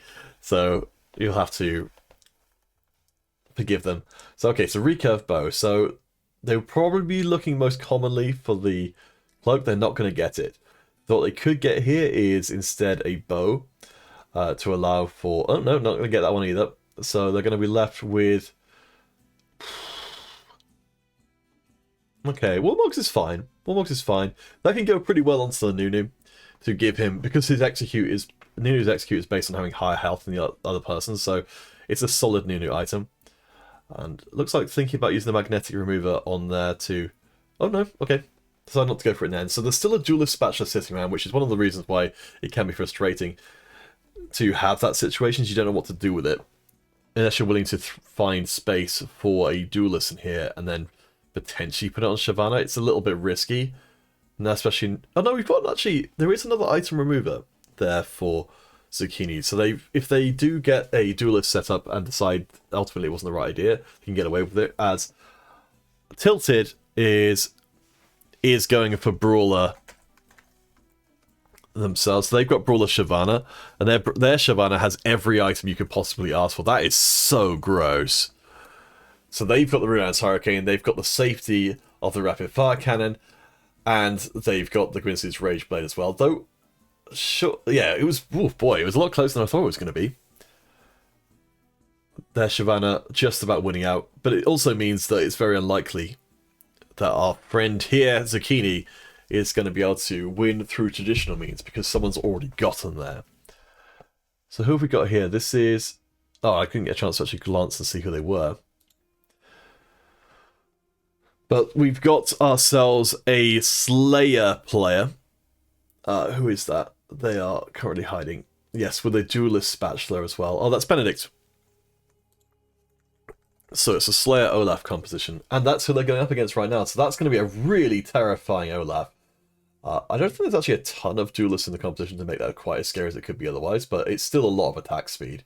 If you can afford to wait, it's basically Gwynsi's Rageblade. And yeah, it's good enough. I don't think Shyvana's, without the third item, I think Zucchini is going to really struggle at this point to make this work. So this last item drop here I think is going to make the difference. The problem is Shyvana, as we saw in the previous game, you can make up for a lack of a damage item by leveling up to 3-star instead, but in this case, we know that Shyvana is heavily contested, so that's not going to be an option. We maybe see a Lee Sin coming in here for Zucchini, and then we can make use of the Duelist Spatula. Maybe for Shyvana. I mean, I don't know who else you're going to put it on, really. There's actually a couple of unused spots on the Brawler Complement. As, of course, we're at level 8, and Zucchini never actually sold their Elderwood chosen Nunu to try and get a Brawler set up themselves, so they're not going to be able to hit the 8 Brawler. Okay, there we go. So there's at least the pickup there for the Runan's Hurricane. So that's a bit more damage. But Zucchini's going to have to make that choice if they want to keep hold of Nunu. Let's jump around and check in with Admiral Reggie, though, who has got an Olaf of their own. So no more Teemo Sharpshooter. So they don't actually have a chosen yet, but I'm going to put them in as Olaf. Olak? Oh my gosh. And they are you can see that they're looking for a chosen. Okay, they've got Slayer, and they've also got themselves a Bloodthirster. So I think they're probably going to do fine here. They don't have what would normally be considered a core item with the Runan's Hurricane for the Olaf, but it doesn't matter. They're tanky enough to be able to just eventually chew through the composition. I think maybe against a comp that was more effective at bursting Olaf, they would have more trouble, but I think that's why Admiral Reggie is keeping Olaf back from the front line so they don't get burst before their ultimate goes off. That's one of the ways to deal with Olaf, is just do CC or burst them before they get their ultimate and become CC immune, and much, much harder to deal with.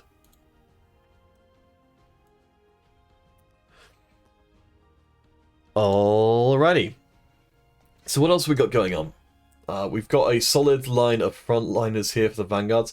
I think at this point Reggie is... Ooh, Warlord's chosen. It's good. It's not really what you want right now, though. That's going to be disappointing. I think they were holding out for a decent chosen. Alright, Tilted. With the legendarily strong Shyvana. I think should be able to burst through, I think, here. It's going to be close. Actually, I think Olaf might just be a little bit too tanky. It's very, very close on the kill there. I think if Olaf gets another kill through, and he does... Oh my gosh, no, still didn't survive. Oh, I think the Frozen Heart might... So, interestingly enough, the Frozen Heart currently, and this is about to change, doesn't stop you from... sorry, CC immunity, I believe, currently doesn't stop you from having attack speed slowed. I'm fully prepared to be corrected on that one. But it certainly isn't the case with Quicksilver. You can still get attack speed slowed, and that's about to change in the next patch coming up, which is also going to be a ludicrously huge patch, so that's going to be fun. Farfetch making it to level 8. Benedict currently on a winning streak at the bottom of the table. So let's see, so Farfetch has stuck with the Siphoners. It looks like they're going for a Nasus and a Vladimir at the same time, both with the Titan's Law. So if they can get fully stacked on those, they're going to be extremely hard to kill. I think that's going to be the case here. So Olaf, I think, will probably not do quite enough damage for the current setup. The Deathblade is up to 5 stacks because of the AoE. And, oh no, it was actually the Dragon Soul. The Dragon Soul was the thing that took down Farfetch in the end, so nicely done. Alright, we'll just check out these item pickups here and see what we ended up with.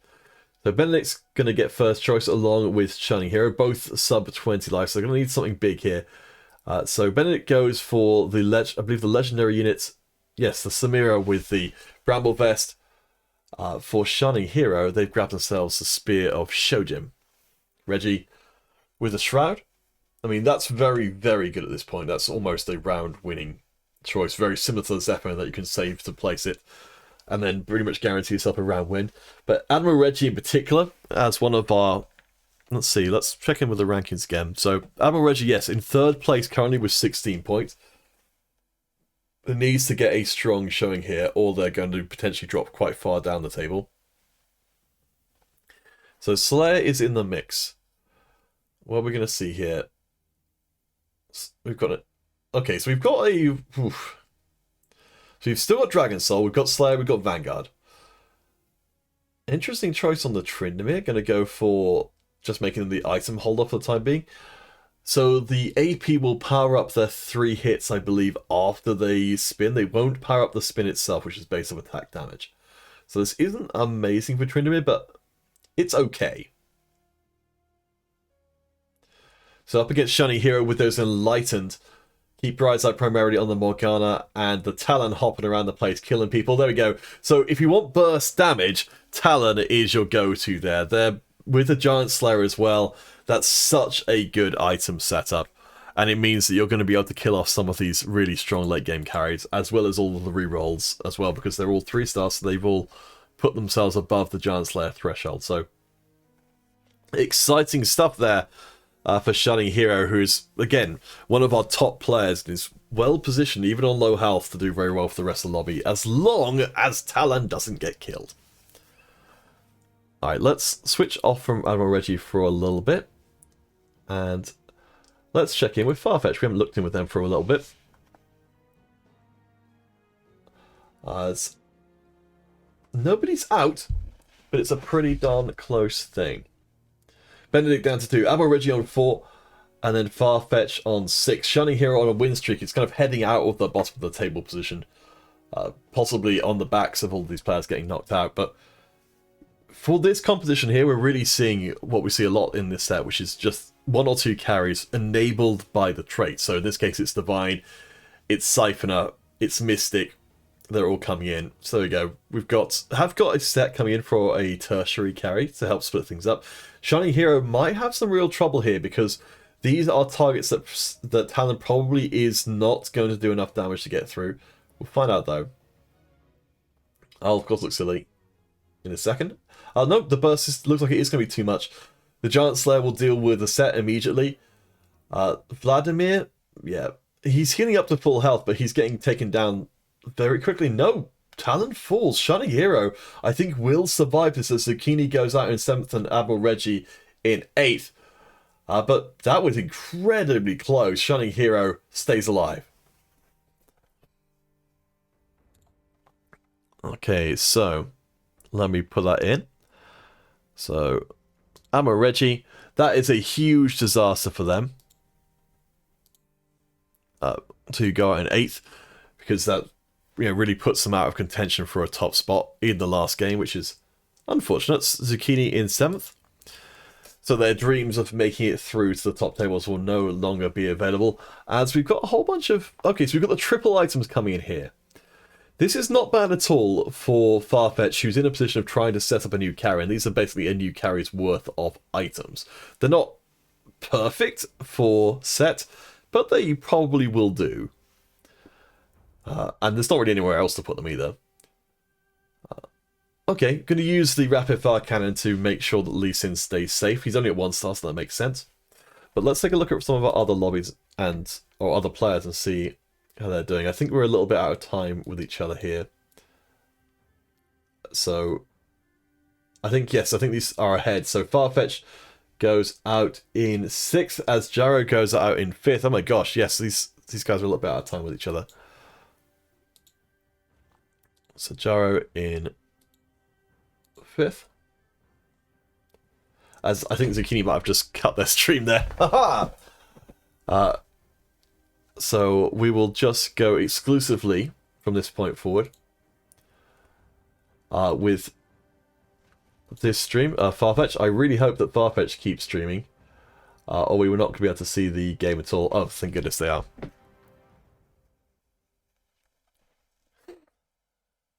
I'll have to remember. I'll add that to my list of things to talk to Scully about. But let's take a look at some of our other lobbies and or other players and see how they're doing. I think we're a little bit out of time with each other here. So, I think I'll add that to my list of things to talk to Scully about.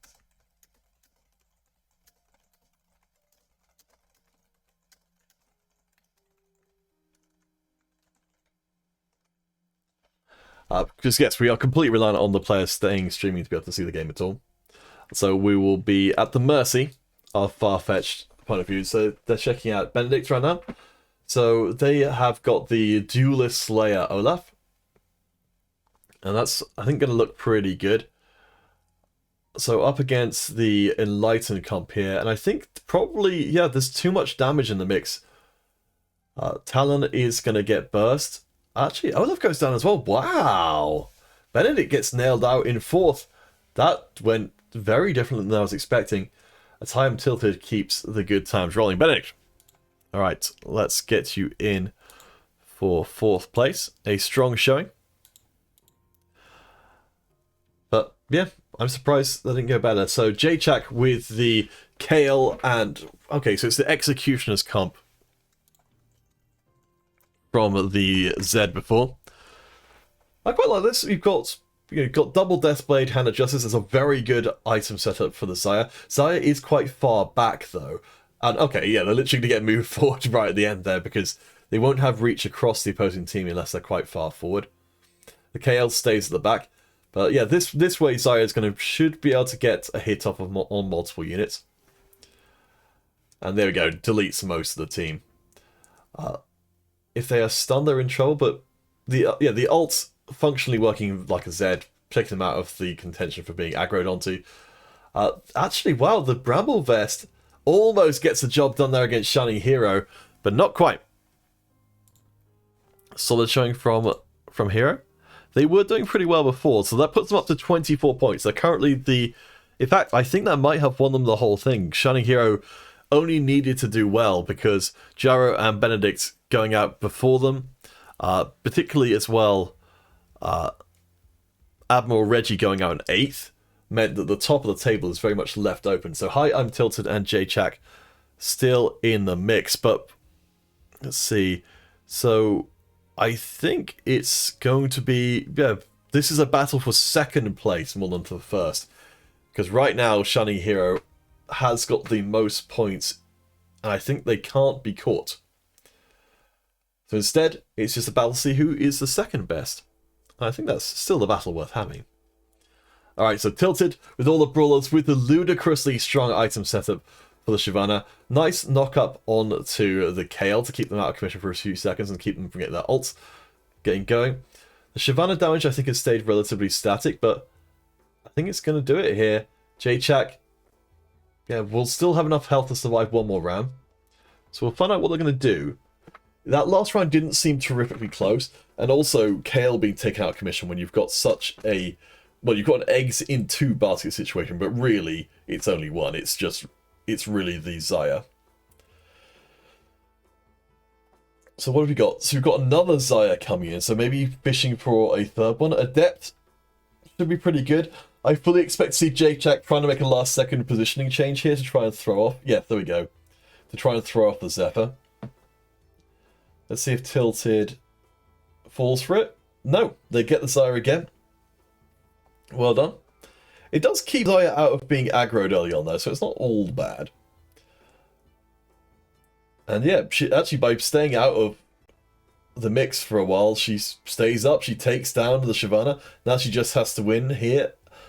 I think she's going to avoid getting caught for the most part. Yeah, if she doesn't get one shot, then she wins. Oh my gosh, it goes down to a final round between the two of them. What a wonderful way to end today's competition. Alright, so you've got 2 Xayahs. You've now got yourself a Frozen Heart. We'll hopefully get a chance to see what's going on the other side. I believe the Zephyr doesn't work on creeps on neutral minions anymore because it used to just delay the start of the round and not accomplish anything at all. Yeah, it doesn't work anymore. I'm thinking about multiple sets when the Zephyr used to knock the dragons up in the air and it was a real waste of time. Alright, so Frozen Heart I think is going to be decent. You've got a solid front line for Jaychak here who's going to get up in the mix. I mean, the Aurelia can stay around. It's particularly good for the Shem because he's going to dive into the opposing team and apply that Frozen Heart. So you've got a lot of good options there. I think you're somewhat incentivized to put it onto Aurelia because she's already got a couple of items to make herself that much more tanky. But no, it's actually going to be onto Yone. So he's got the same kind of thing going on. He's going to dive into the backline. He's going to provide that slow. So last second to change the route, trying to throw off the Zephyr again. Let's see if it worked. No, because... Actually, no, it does work. Because it's the unitemized Xayah who ends up getting thrown up in the air. It does mean that the eruption from the Cho'Gath actually goes up and hits the main carry Xayah. Ooh, boy, it's going to be close. There we go, tilted. With the first place there. Very, very nice. And Jaychak will have to settle for a second.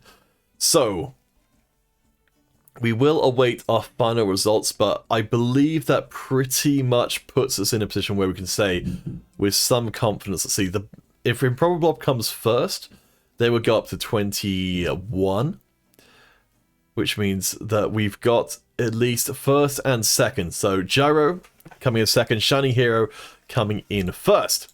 We can confirm that is the case. Huzzah! I don't know why my camera's not working. But either way around it, sorry, we have a lack of space going on.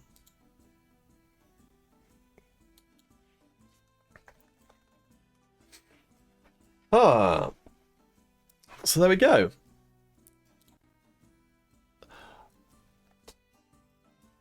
And, oh yes, Jaychat, thank you for reminding me to... to get everything sorted out with being hydrated. But yeah, Sunny, good job. So yeah, Sunny, Shining Hero, with 24 points, comes out on top there. We will wait for the final results from Lobby 2. Let's see.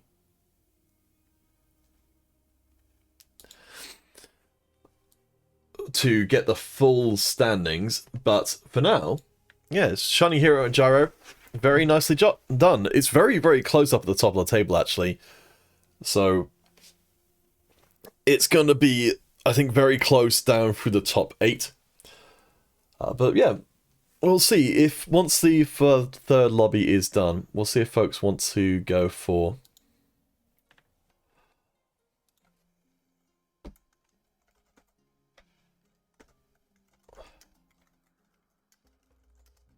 So once the table 2 is done, we'll have the final standings.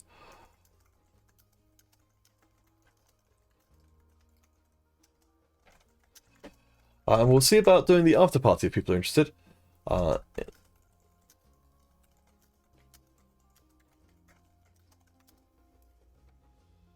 Let's see, what's a good...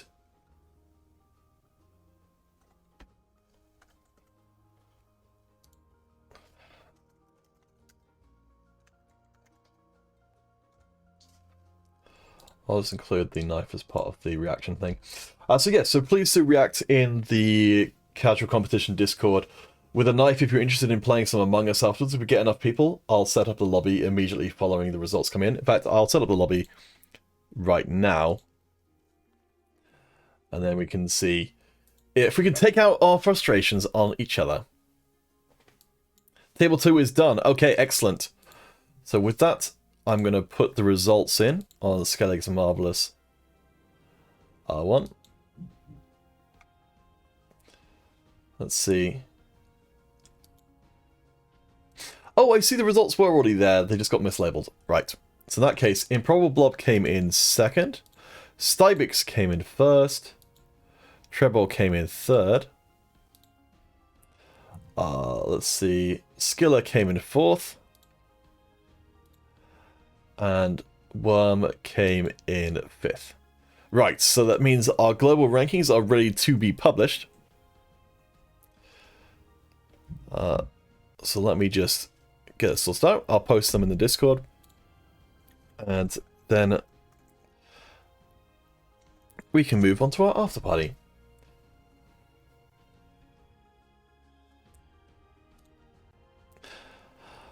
So, yes, well, the final announcements is then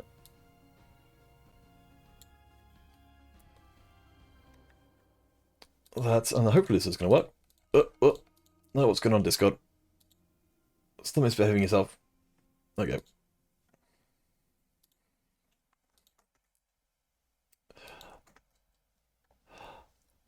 All right. So.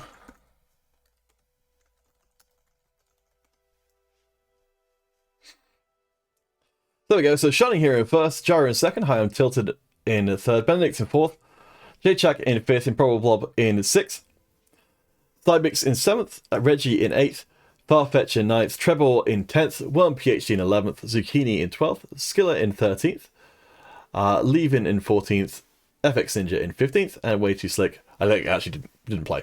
Haha! But yeah, well done to Shining Hero. So let's see. So if you guys are... It looks like we've only got a little bit of interest in the Among Us. Maybe people are a little bit too tired today. So if that's the case, we don't need to play.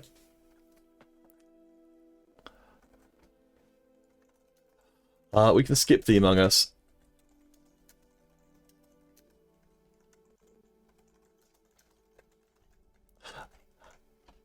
Let's see. I'm going to jump into the main lobby and see if I can gather up people. I think we don't have that many people hanging around anymore. Hey, you crazy kids, how you doing? It looks like we don't have that many people hanging around after the tournament's done. So I'm not sure if we've got enough. Yeah, that's only 5 people. That's not very many at all. Yeah.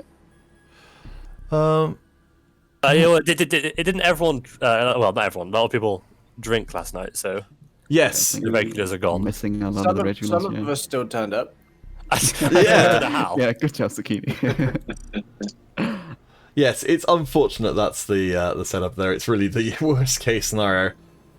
Alright, well, I don't know. We could play with some randoms and then just abuse them because they can't hear what we're talking about. I don't know. What do you guys want to do? I'm down to watch if you guys are streaming Among Us, but I just don't have it, so.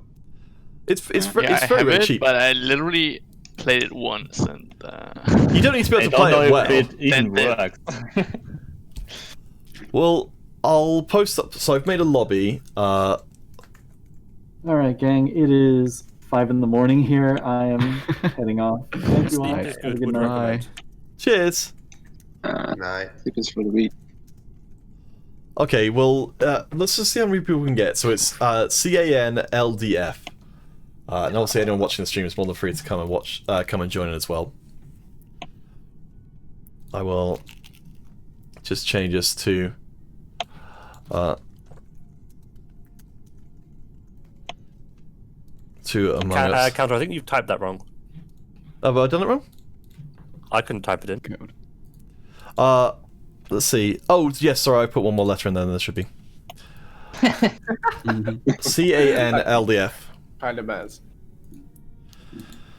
That's on the US server, on the assumption that everything's going to be broken. And I will need some assistance in setting up the...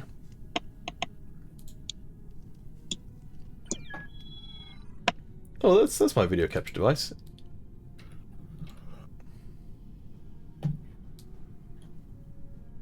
It's me! Oh wait, I just realised I could join in my on my phone. So Yes, you can. That's totally free. Yeah. I'll try to get it. Alright, what are the options I should be changing here?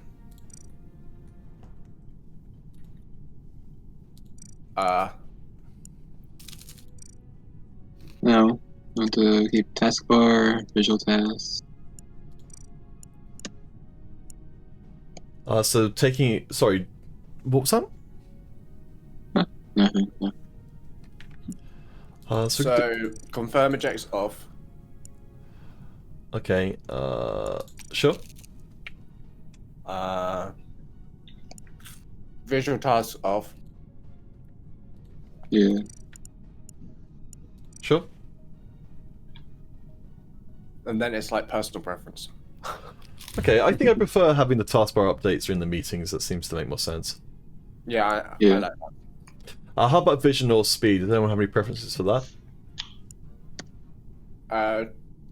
Turn crewmate vision down slightly. Wait, sorry, I Yeah. can't get in the lobby. It's too C, it's not. CANLDF. Are you definitely on the US server? Oh shit, do I have to change it? Oh, it's a US server. How do I change? Europe, North America. Yeah, fun, right? Yeah, the Oh, Alright, oh, sounds like we got a fair number. But I can't enter the F from the code. Hmm? I can only CANLD. I don't know. Now I can. What the heck? What? Oh, I don't just copy know. and- Find No, out. could not find the No. Oh, we're game. full now.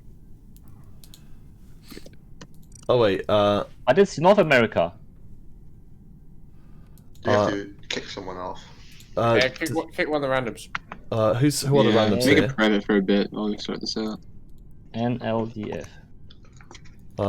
Okay, well, Spectacle seems to want something quite different. So. Yeah, Ah, just so pick you- all the randoms, it'll be The fine. game you tried is full. Okay, try again.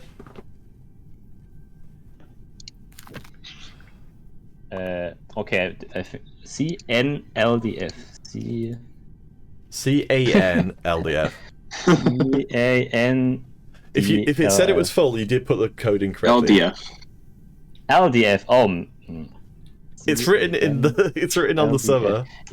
Yeah, but I don't have a second screen, so I have to switch What? tabs. Now I'm in. Now I'm Mo. Hey. All right, cool. Let's. I never played this game before, by the way. It's gonna be great. How do I move? I move with. No time, I'm playing with blue sticks. I'm playing with this blue sticks application. Don't worry about it. It's easy. All right, it's gonna be great. Move. All right, do This you game's guys? gonna be terrible for the randoms. Yeah, it's. How do I Oh, assassin God. with space? Okay, I used with space. Okay. Okay. I mean, I watched a lot of streams and YouTube videos, and I played Hey, it once see? on the you mobile, and then I got kicked out after 1 minute. Do you guys? Okay, there we go. We've got someone with a really creepy All sound right. name. All right, let's go. So, Let's do this. is there any random now? Yeah, there's loads of randoms. Stab the randoms. Okay. Even if you're not a traitor. Okay. Shh.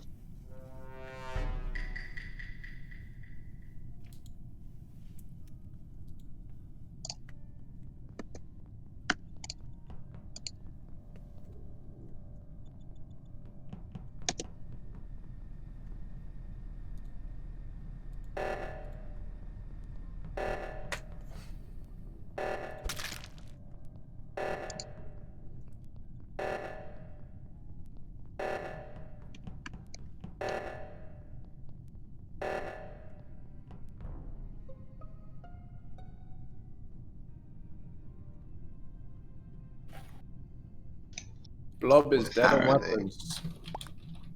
Oh no, Blob. Our caster. Ah,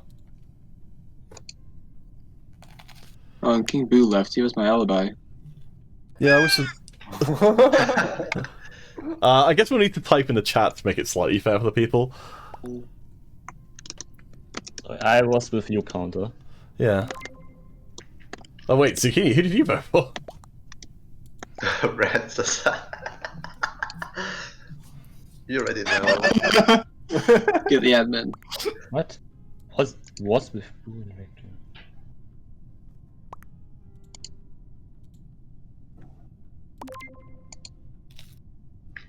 Okay. Anyways, where was the body? Weapons. Oh. It is It's always the fun all thing of playing with randoms, It's is going you, well. is you never know Yeah. if you've just lost half the imposters. We have like a good amount of people. We should probably just kick the randoms and be fine. Yeah, I guess so. Purple. Okay. Does anyone actually have anything? It just seems people are making votes, but no one's saying anything.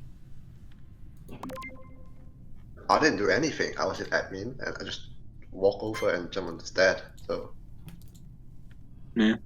Well, has anyone actually got anything? Like, is anyone on security or anything?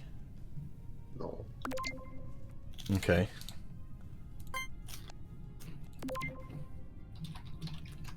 Incredible. I love that there was actually randomly scattered votes for nearly everyone. Hell. What? Oh my god. That's good.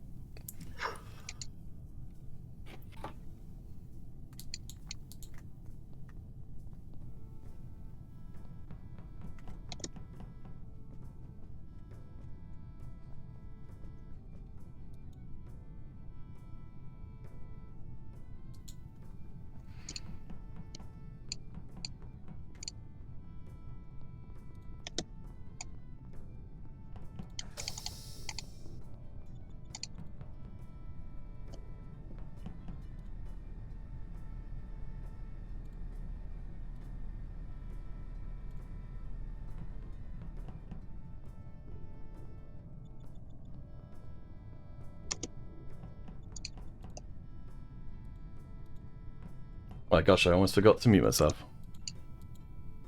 That would have been terrible. Oh, okay.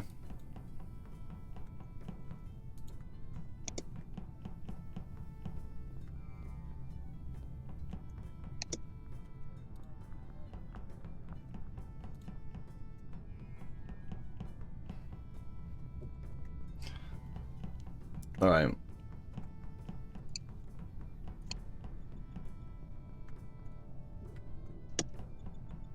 So what have we got going on?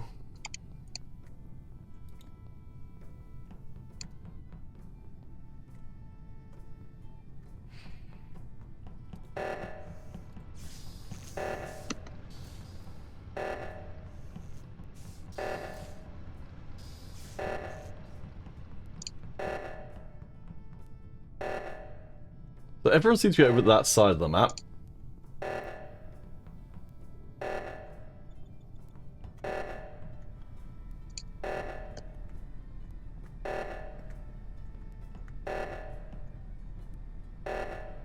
Well, shit. Wait, I didn't even have to do anything. Hunter? I vote we kick the randoms. Okay. Yeah, Just I think we just me? did private. Okay. I think we have enough people, anyways, to have a decent game. 6-person lobby's pretty good, right? How many people do we have? Just kick ha. Right? We have 6, right? Yeah. Okay. That's good. Wait, we have 7? Oh, kick COVID as well. And COVID, yeah. Okay. So that's what, that's Do you want 6. to turn speed up a little bit? I felt it Yeah. dicey getting to the emergencies. What, player speed? Yeah. I assumed we were going to be okay, so I just didn't bother going. I know, I saw everyone was over the left-hand side. I was literally looking through the entirety of the right-hand side, being like, where the hell is everyone? And then I was like, alright, I'll just go over here, and then I figured I'd just kill whoever came to the oxygen first and be like, whoop. It Do you was want to up me. the tasks maybe by a couple? Because there's only one imposter now, right? Yeah. Okay, so how should we change it? Oh, I always forget if I'm actually like pressing my push or talk button when I say things. I'm like, are people ignoring me or am I just not saying anything? Yeah, I gotta remember, I almost didn't mute before I started talking about being a traitor in the last round. Yeah, it's trying to push or talk and then forget to turn it back on. It's great. Yeah, who would Yeah. who would do that, eh? Never. Never! Alright, so Never. does everyone want the player speed up? Because that will change the game. Yeah. Yeah, player speed up and then also tasks up because we're going to be faster, right? Alright, so what tasks we change? 2, 2, 3 maybe? Sure, no one seems to be objecting to that. Okay, 2, 3, 3 I guess. That works. Alright. We just have to find the killer. Alright, Exactly. That's like the game, right? that is this video game, yes. That's cool. Alright, so I think we've got everything we need. Unless someone's got any people they want to bring in. Nope. Alright, Nah, no one awake. alright, let's go. Alright. I'm barely awake. Okay, sorted. Imagine being awake. Imagine. How many imposters are there now? 1. Uno. Only one.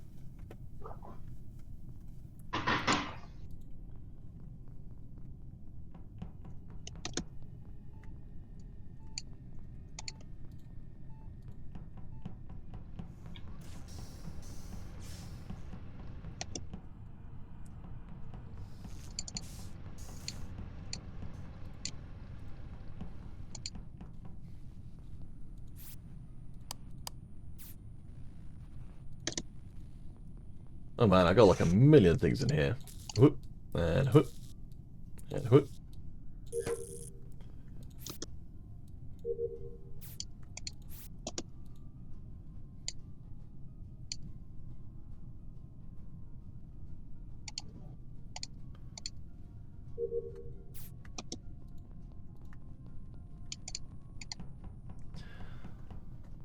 Okay. Ugh. Imagine having to do actual tasks. How awful. What's going on down here? What was going on just below me there? There was like a little meeting going on of Zucchini and Mo, it looked like. By the way, Zucchini, I could not find the right button to report, so I was standing beside. Oh, is that what was going on? You guys, one of you was. No, I wanted to report, and I spammed my space button, but space is to use something, and it's E to report. And the hotkeys are, by the way, and also there's a big red report button you can click on.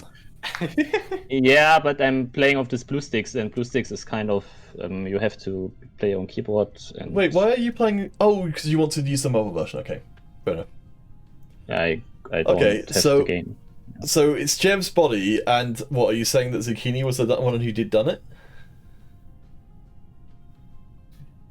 No, I have no clue. I think we were at the bottom right. Yeah, like the storagey area. Yes. And Zucchini came from the right side. Yep. I walked up to it. You walked up to it. We looked at each other. Yeah, right. I walked deeply into each other's eyes. Around. Yeah, I don't know. Wait, so have anyone seen Counter? I actually haven't seen almost anyone the entire game. Like, I saw a couple people right at the start, and then no one since then. I was only in the right half of the game. What was I doing? I was fixing the electrical stuff to start with, and I did 3 electrical tasks, and then I was fill up the petrol, and then I came up, and as I came around the corner, I saw you 2 guys together. I was like, "There's only one imposter, right?" So I just figured one of you was trying to report the other one. Actually, I could have reported earlier before Zucchini went there, but I didn't find the button. Okay.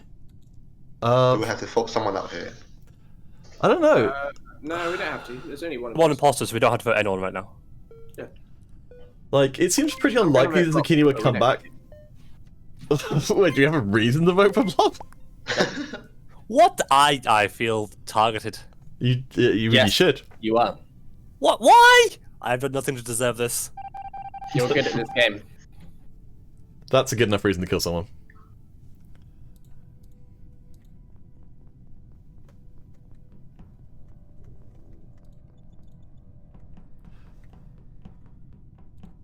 Alright, I'll mute. More for myself than anything else.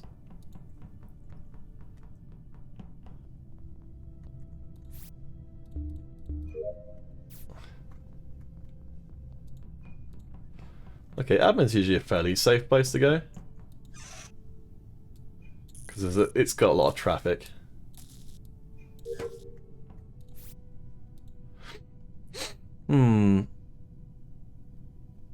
I think I don't know, but like it feels like admin's more of a thing that maybe you could do if you're a traitor because you're trying to find people who are isolated. Okay, no, I don't think it's Mo.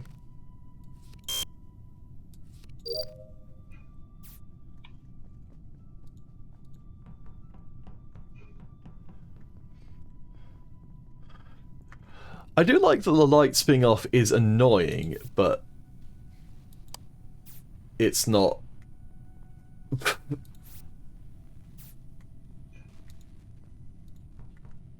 bad enough that you have to do it.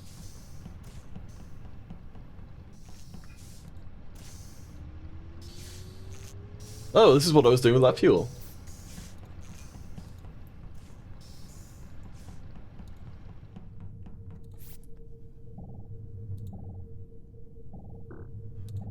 Oh no, the only genuinely difficult task. Hello! Oh, no, someone is dead. I'm very confused. I couldn't see the body. Oh. The lights were there's on. a chance it might be in medbay, and I reported it through the wall, but that seems weird. I'm in electrical. I don't know if that's possible. I'm in the top of electrical, and the report only comes up when I'm like right at the top. Oh, okay. Huh. When I walked down ever so slightly, the report button disappeared, and I couldn't see a body. Okay, that's weird. Just as a additional thing, I've got a med scan as one of my tasks, so if people could come with me, I can clear myself. Oh no, wait, visual tasks are off actually, aren't they? It has to be Zucchini because I was just right to Blob, and I mean, I think Counterfeit has had the chance to kill me one time, so I think it's Zucchini. But it's 27 possible that quarter. the kill cooldown was off when it was counterfeit with you, right? Oh no, well I was with Mo in admin. I saw Mo go from the admin desk over to the swipey bit, so I assume that they were trying quite hard to maintain appearing that they were. After the admin, I went to the lights, and I didn't manage to clear it. Yeah, so- you, I know, you we really went- struggled with the lights, didn't you? Yes. Too bad. Can you actually explain me how to fix the lights? With You flick the buttons? switches and they switch from off to on.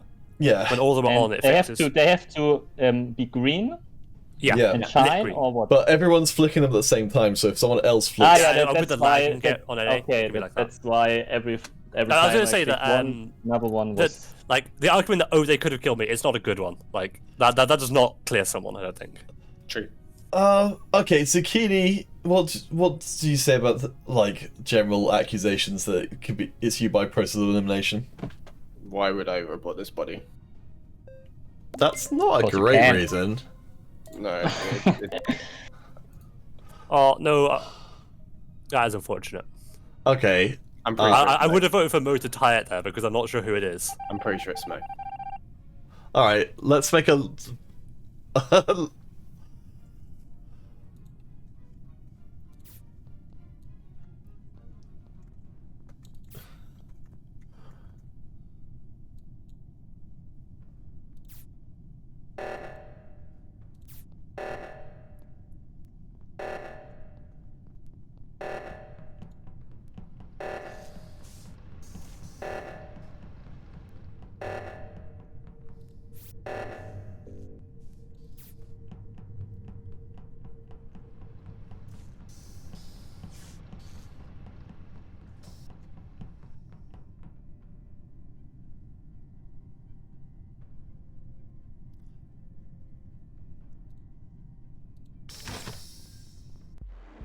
That kill cooldown is so long! Yeah, they killed Cooldown. I had a like yeah. It was so I was wondering obvious. why It it was was so so long. obvious. No, you're Conrad right. and me, we both wanted to take the emergency meeting. Yeah, no, Blob, I could actually... I was like... I didn't feel like I had enough evidence, but the tone of your voice, I was like, it's... in the last thing, it's like, it's 100% Blob. I can just tell by the edge to your voice of being, like, slightly smug. Edge to the voice there. I was like, wait, am I hearing that? Am I hearing that? Smoke, though? Should we turn down the kill cooldown slightly? Yeah, please turn. Yeah, especially the kill for- cooldown is so yeah. long. Like, 6 max, people, 1 imposter. That's max 30 seconds. Yeah, 30 seconds is reasonable. Yeah. Well, I shouldn't have. I shouldn't have fixed reactor, should I? I should have just been like, okay, I can just No. block you off with doors. yeah. But okay, it's fine. I won anyway. So No, you can't. I lock the didn't doors realize while how your long actor's the cooldown was. I was like, why isn't Blob killing me yet? Yeah, I was really I'm confused. I was like, sorry, there's 3 of Zucchini. us going. Right? Oh, boy. Yeah. Uh, Okay, I should have gone for it. But the problem was there wasn't really any evidence against Bob to back up that feeling. yeah. So yeah, the Took a body while wasn't to find my electrical, by the way. body. Yeah, I couldn't see it. It was really weird. Huh. I was behind the first set of electric stuff. So Oh, you must have like fallen in or something. I don't know. no, because the visual block it with the first set of electric like towers and server sets. So, Should we start the next game? I felt bad for Zucchini. Yeah. I sort of knew it wasn't you because I was like, if someone's going to make something up, that's a really weird thing to make up. Yep. Alright, let's go. Muted.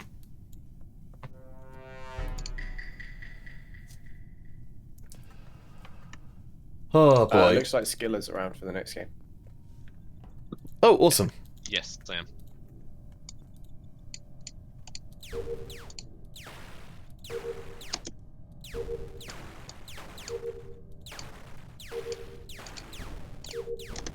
I like this task.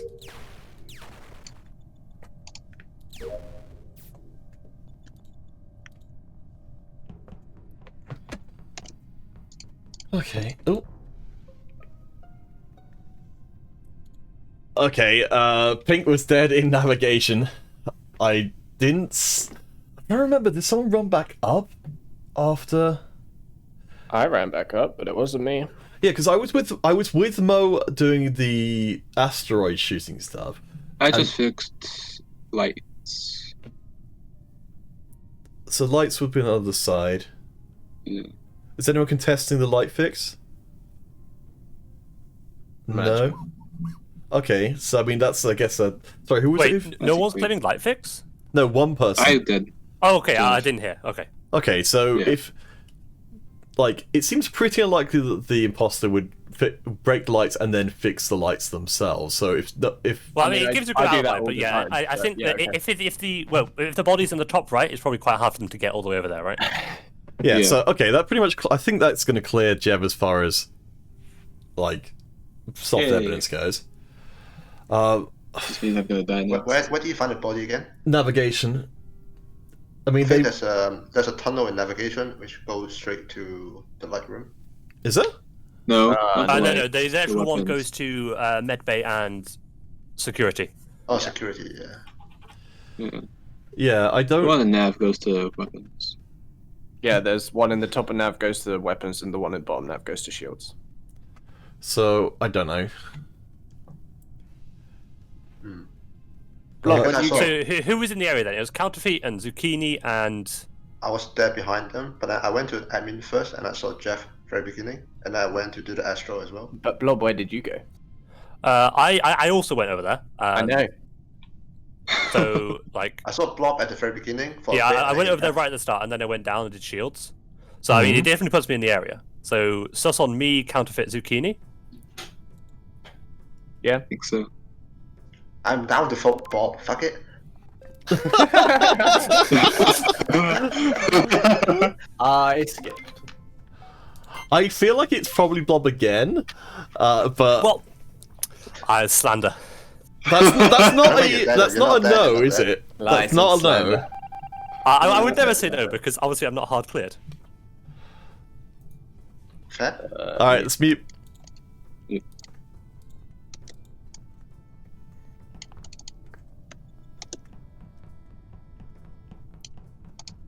Okay, well now all the bodies are out of the way. I still feel like it's probably Blob. They're sounding very suspicious.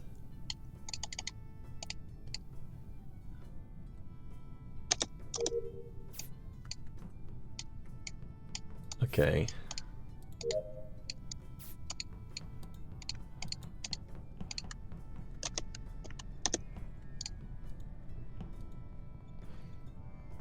I'm gonna try and stick to the more populated areas if I can.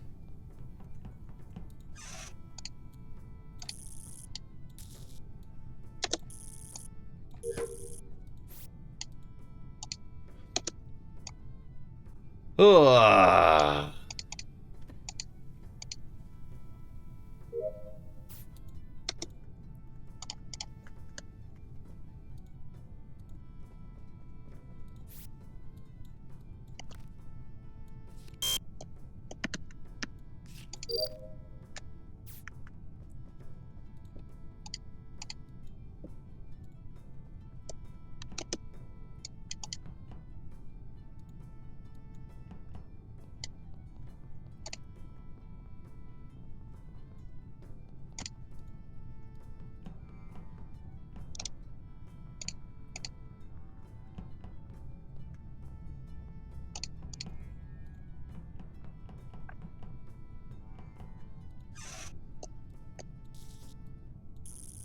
Alright.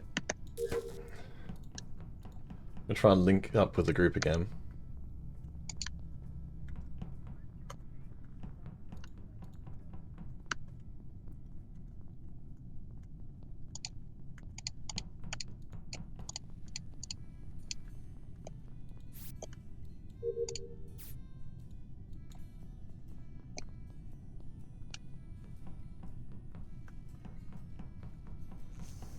Okay, this is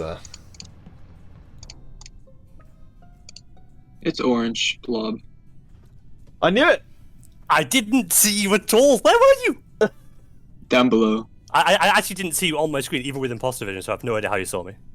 Oh, that's strange. Must be decent. Yeah, no. Yeah. Maybe. No, I knew it. I knew it. Every knew time. it. I stood on medbay for 30. Yeah, no, I was following Jakak around. He didn't even show up. I was gonna say Blob hasn't showed up forever, and I was gonna go vote him out. Should we turn down crewmate vision then? Yeah. Crewmate visions. Okay, crewmate vision isn't higher than imposter vision. I was like, did you get it the other way around? But no, okay. Yeah. That's weird. No, it's lower. Now we've got a skill. It must just be the lag. Yeah, probably. Just desynced. Alright, we got someone joining us here? Yep. On my way. Alright. That does mean we will have 2 imposters, so we probably want to fiddle with the settings a bit. So should we turn the task then? Alright, so... Task or kill cooldown or both or something. Oh, again, yeah, the kill the cooldown probably does need to be higher, doesn't it? Because of otherwise you get triple kills and stuff. Oh no, can people who know more than I do tell me what the settings should be for 7?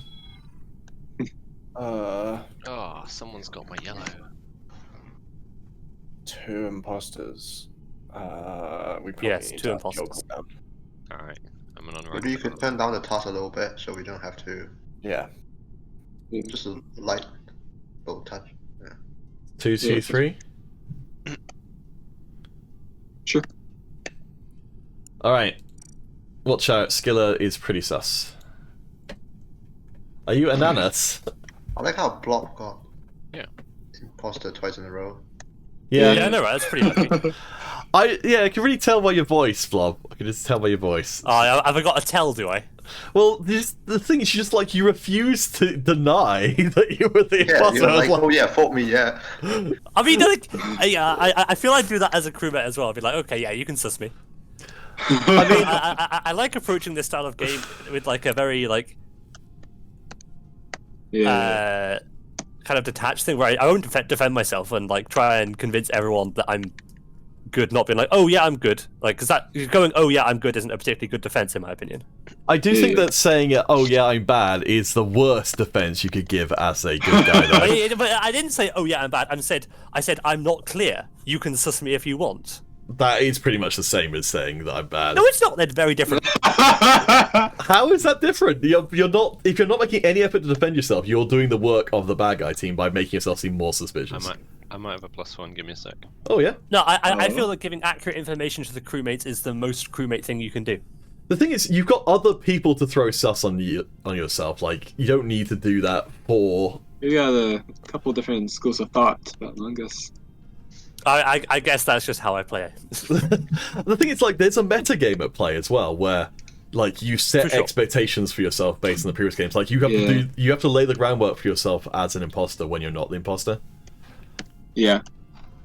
Like in your case, like saying that you'll throw suspicion on yourself, like it's good if you've previously established that, but not if you've only been the imposter. Because people just tend to believe you. Yeah, so also probably there's 2 out of 3. I think someone said maybe +1. Who said that? Yeah, it's Skiller who said he had to find someone. Alright. I like to think I make myself look very unsuspicious with this setup. Yeah, I like being trustworthy, you know? If people can trust me when they're imposter, then great. If they can't trust me when they're imposter, then it just doesn't work, then does it? I think you can still to counter with his psycho mask. Yeah, it's like, we're gonna make sure you get as murdery as possible.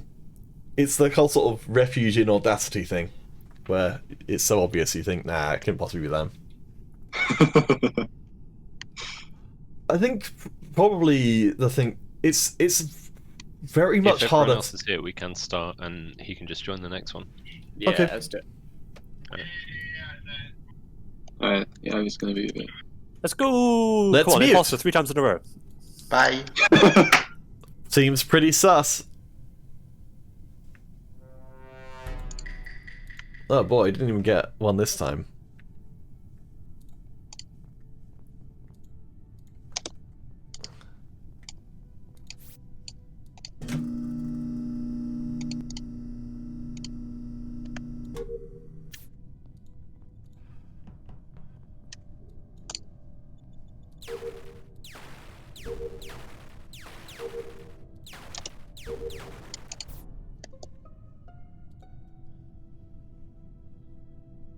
Okay. That was quick. I think I can more or less clear Ananas because they were up with me in weapons for most of the time. It would have taken for someone to get killed. Where was Jev's body? The server. The body was right in front of the lights. Okay, room. so yeah, it could. Right in front of lights. Yes. Wait, I'm I on was lights. with Jeff at the beginning at admin. It was right at the right Alright, so in front of the door. Zucchini and I were on the right. Zucchini went to navigation immediately. Yeah. And if he would be the killer, he would have passed me, and he didn't. So. Well, we've got two. can't I just be remembered the we've got two imposters, so There are 2 imposters, yes. that doesn't actually clear anyone if they weren't at the scene of the crime. Wait, it's just clear. It's just clear for this kill. Yeah. So who was on the right? Zucchini can't be the killer. Yeah, I was with someone Ananas. else was as well. But I don't know who. I think it's. Ananas did spend a long time at the weapons station, so at least they were trying to look like. So they it were can't be doing Ananas, it can't be Zucchini, it can't be Counterfeit. Jack, what about you? I was at admin at first, and then I went to top left. And then there's a light, so I went down and it just reported. I didn't even get there, so. Okay, so it's essentially between me, Jack, and Mo. Previous history. Why me? Well, it could be a self-report, right? Yeah. Sure. Wait, but But yeah, like the other 3 Blob, weren't Blob, where in the were you, area. Blob? So I mean, okay, so I was on lights. The only switch that isn't flipped is the second one. Phil can confirm that later. What were you doing before that point? I went to the left side. I did my 1 through 10. Electrical. You seemed very hesitant with some of the stuff you were saying coming to that one. And now I don't know. I feel like it's just Blob again because it's always Blob. I feel it's difficult because he said it was on lights and then he moved it. Pete and Chris, pretty sus. Okay, I'm not sure What? who is with who, so I'm just gonna skip. Alright.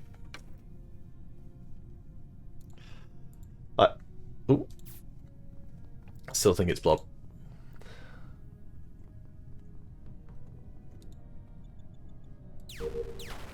Oh, that's right, the body got... Oh, hello. Good person. Okay. What's new? Well, the game's not over. Well, the game would never be over because the sabotage was still going on, right? Yeah, but if we didn't button, then it would only be a few more seconds. Oh, wait, well, wait. it's the kill cooldown's like 40 seconds now, right? We upped it. So who stood at button? Me. Zucchini, clearly. Oh, okay. So it's probably not you, because you'd have just murdered everyone. I guess that's true. Yeah, that makes sense. I still feel like it's Blob. I mean, nothing really changed between then and Every the last time. We did like Again, Blob's not but defending my argument themselves. for being Mo is that, like, Mo said it was on lights to begin with, right? And then when I said I was on lights, they moved it to outside of lights. Did they? So I feel they're just trying to twist the story a bit. Like, they're not as consistent. Wait, can I just ask Zucchini, why do you call a meeting? because there's 2 imposters and 6 of us, so if they get double kill, game's over. Oh, yeah. It's always correct for Zucchini to Dang, button it. I didn't do the math. Okay, I didn't realise that was Yeah. the case. I think it's counter. What? No, it's not me. I should not. Wait, do we have to voted vote early. someone here? Yes, we have to vote someone. Like, I think it's Blob, but No! Yes. Oh, I should have voted counter and wouldn't have died. Oh well. Well, good luck. Why did you vote Mo? Do we? Oh, we didn't know. I feel like most. You were sus of me. Like, makes sense. Alright, mute.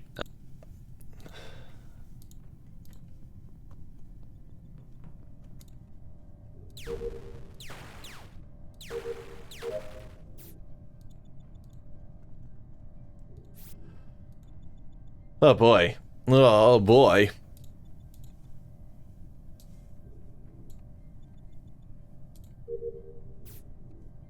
Okay. Got loads of stuff to do down here. Jesus, so many tasks.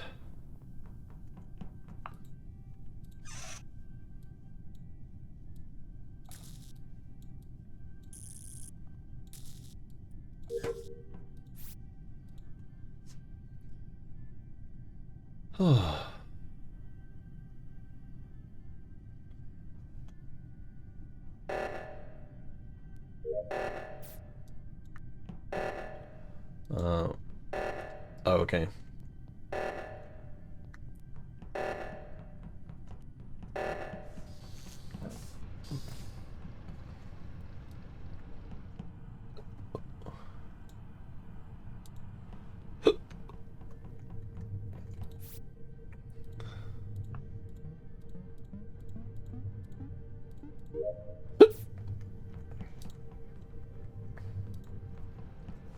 Alright. Ba-ba-ba-ba-ba-ba-ba-la.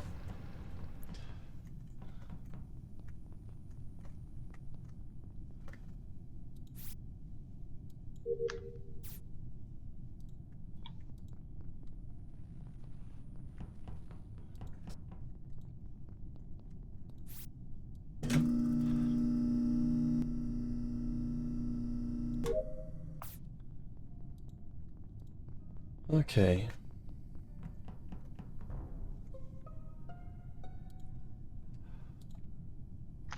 Okay, I guess it kind of makes sense. He was in front of security. Okay. Where is security? It's near the reactor. The cross section outside reactor, I think. Is it called reactor? Was it right or left side? Left. It's the left side, left middle. Okay. I mean, I was with Counterfeit at lights, and then he went out to the left side, I think. No, I went to the right. I had a bunch of stuff to do down towards the bottom, including emptying. I've got admin desks left and accepting power. I'm nearly done with my tasks. No, you were with us at reactor. That was quite a while ago. I saw quite a few people at reactor, but Yeah, I didn't see. I thought Mo, I Counterfeit think. was one of them. I came up to the reactor, but it got done. I came up to the reactor with Jack behind me, but it got finished before I got there. I'm pretty sure. Yeah. I went over to. So I left. So when I left reactor, I went up to upper engine, and Zucchini, Counterfeit, and Jack went down. What happened after that? I wish you didn't have two players who were green. It makes it really confusing. I saw Counter went down. I went up after that, and then I went to middle, top, and then I go back because I was checking if they were dead, and then just dead. Okay. And Mo, where were you? I was at lights. Before I was permanently at lights. Right half of the map. I was doing the. Do we have default though? Right. When you, It's just. I did the trash thing with the, and I swiped the card. Can you do? Wait, Can 10 tasks get- seconds. If that's one of them, Okay, I don't know.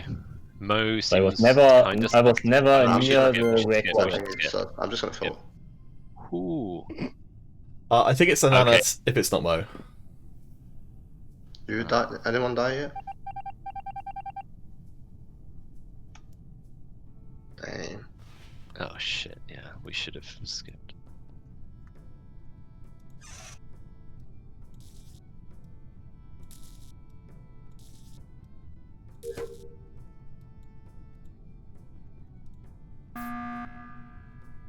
Oh yeah, why did that meeting go through? Shouldn't we have had an emergency? Pardon? Probably should have done, but Jack didn't. Yeah, I think we should have. Okay, It's one of us, right? It's gonna be one of us. Okay, it's Jack.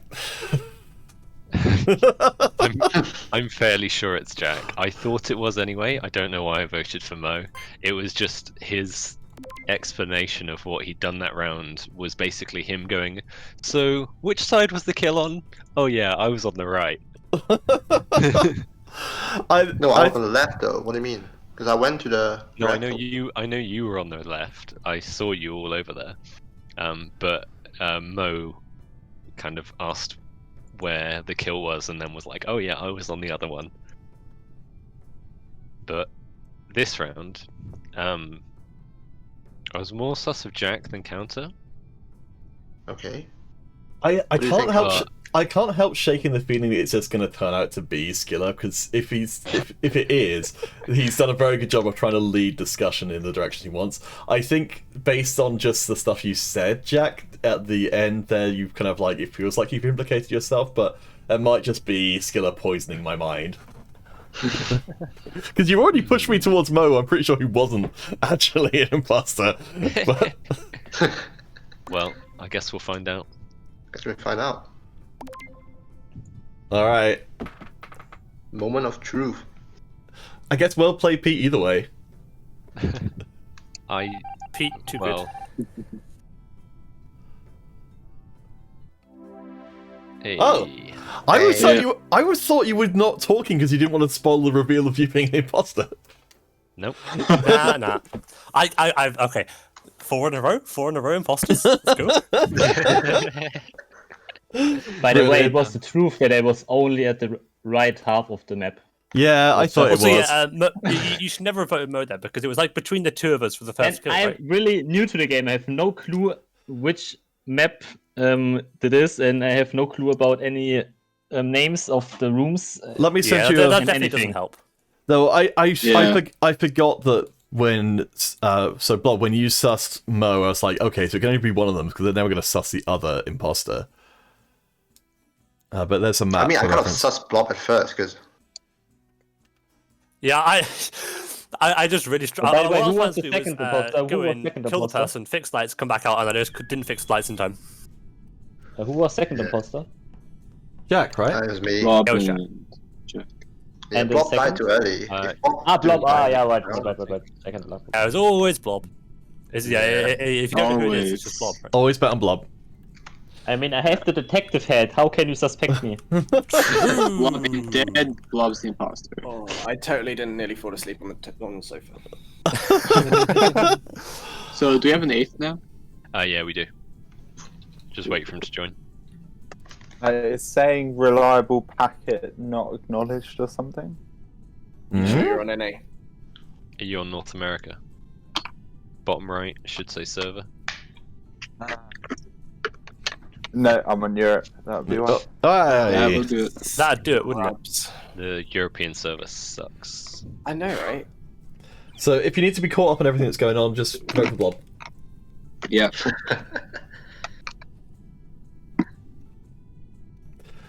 I think Skiller, you do a good job of sounding roughly similar if you're an imposter or not. Thank you. That is one of the things I find hardest is making sure that I am saying things in the same way that I would if I were imposter.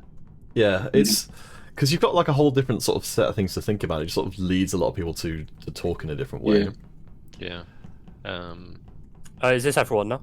I think so. Yeah. All right, let's do it. Alright. Well, if you're imposter I again, don't know why I'll I'm kill saying you, that. I right? can't even start the lobby. Yeah, get out of here. Muted. 4 in a row, let's go. Mute. Alright, so it's Blob and someone else.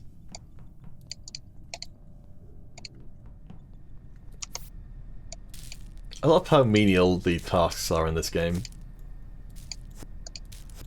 They definitely could have gone for much more over-the-top stuff, but it's just the most inane stuff they could find.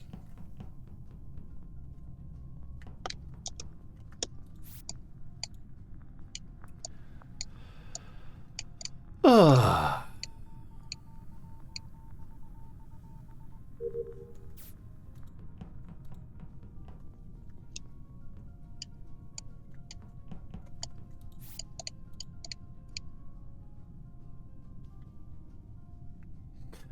Doom data, the tasks are not very fun in this game.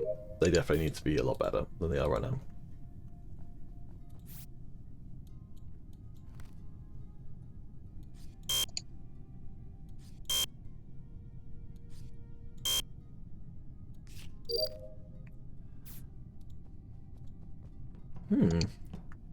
Everyone's kind of hanging around in groups.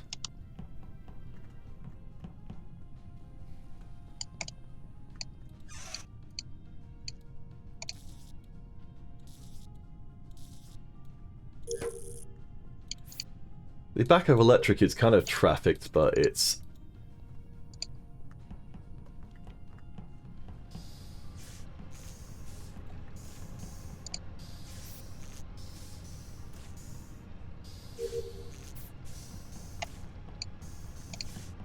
I think that's quite... with 8 people, it seems like there's a fairly solid...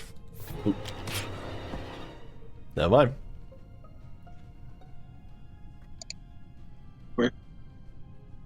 Okay, so it's probably not Blob. Are you Oh, sure? okay, that's another dead. Hell no. This body's been dead ages. So I found Blob at I'm navigation. sorry, I carried on doing my laps. I've done 4 laps of the map this round. Yeah, it's right in front of navigation in the hallway.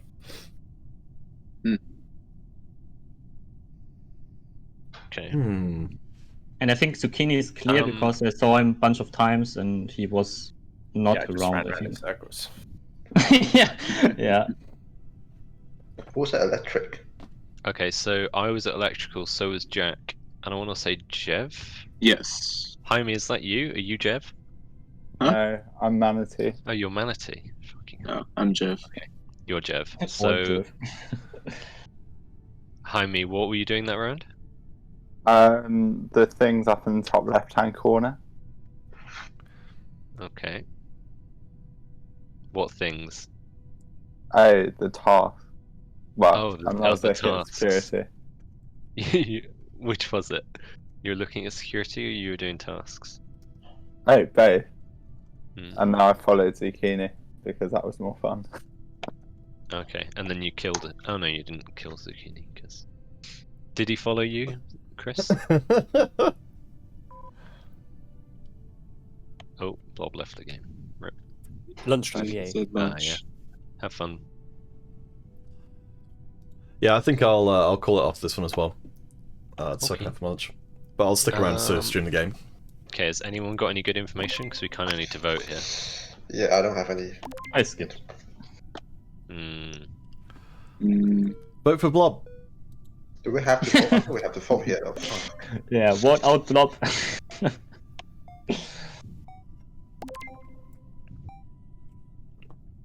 Ooh. I don't know. Wait, I swear I didn't vote for.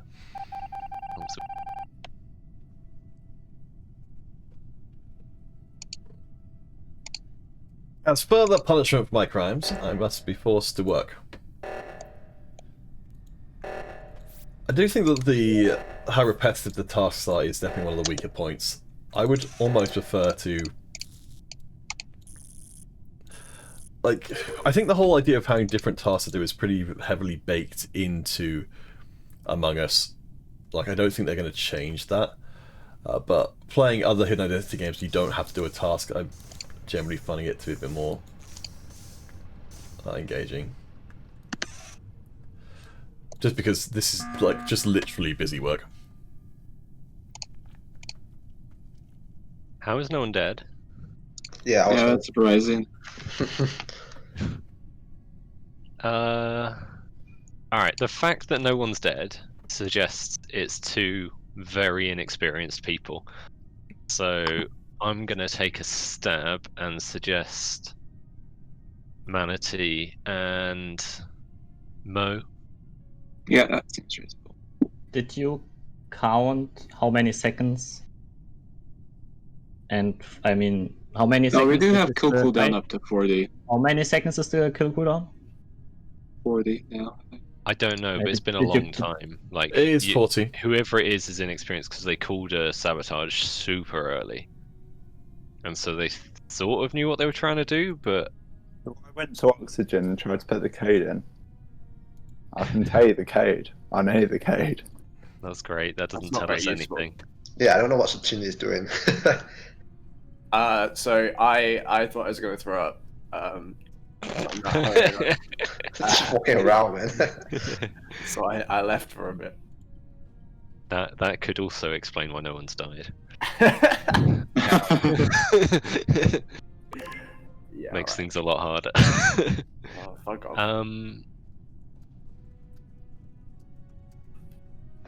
Jaime, who have you voted for? Zucchini. Okay. Manatee.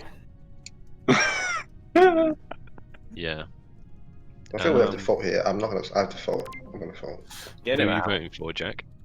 I'm gonna vote for Zucchini because he's just walking around, man. Every time I see him. Okay. So it's Jack. It's Jack and Manatee because No, I don't think it's Jack. He was in electrical with me last round. yeah, but I can't get behind Manatee though. I hid myself in a corner of cafeteria and he found me. Yeah, I saw Zucchini at the top, at the bottom left of cafe, and he's just. I say Manatee. Okay. Okay.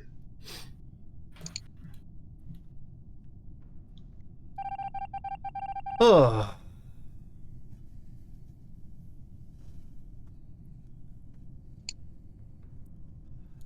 Manatee, do you want to go into one of the other rooms to talk about the game while other people are playing the round?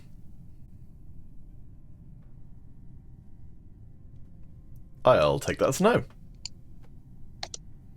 Sorry, I don't really. What do you mean? We can go into a different room and then be talking if you wanted to talk rather than being completely silent throughout the rest of the game. Oh, fair. Yeah, which room? Sure, here's just as good as anywhere else. YOLO. YOLO fiddly dee. I don't. What would? Why am I a ghost? You can tell I've never really played this before. Also, just a sec. I've just taken on the most confusing task. So you still have to do your tasks when you're dead, which is kind of annoying.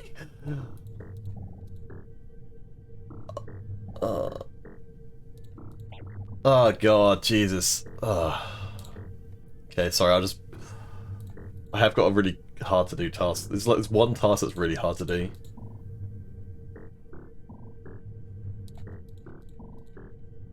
Come on, he needs to kill Pete. Do it. Oh my god, I messed up. Okay, well, let's go back in. I saw him like either run into electrical or like run to the side of electrical, and then I ran over to security and he was stood on cams. What on cams? what on cams? Yeah, right. And then I ran over to medbay. He chased me the whole way there. Thankfully I found a body because I don't have a button left. Why would they run behind you when I could kill you? I mean, because you weren't in range. I'm pretty sure you weren't in range to kill me. Hold up. Where did you find a body? I found a body just north of medbay. Oh, just up. the left of cafeteria. Yeah.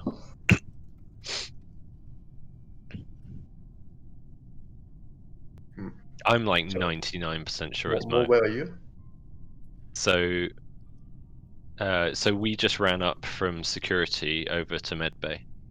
I mean, I ran to comms because there was this sabotage, and I think you did clear it.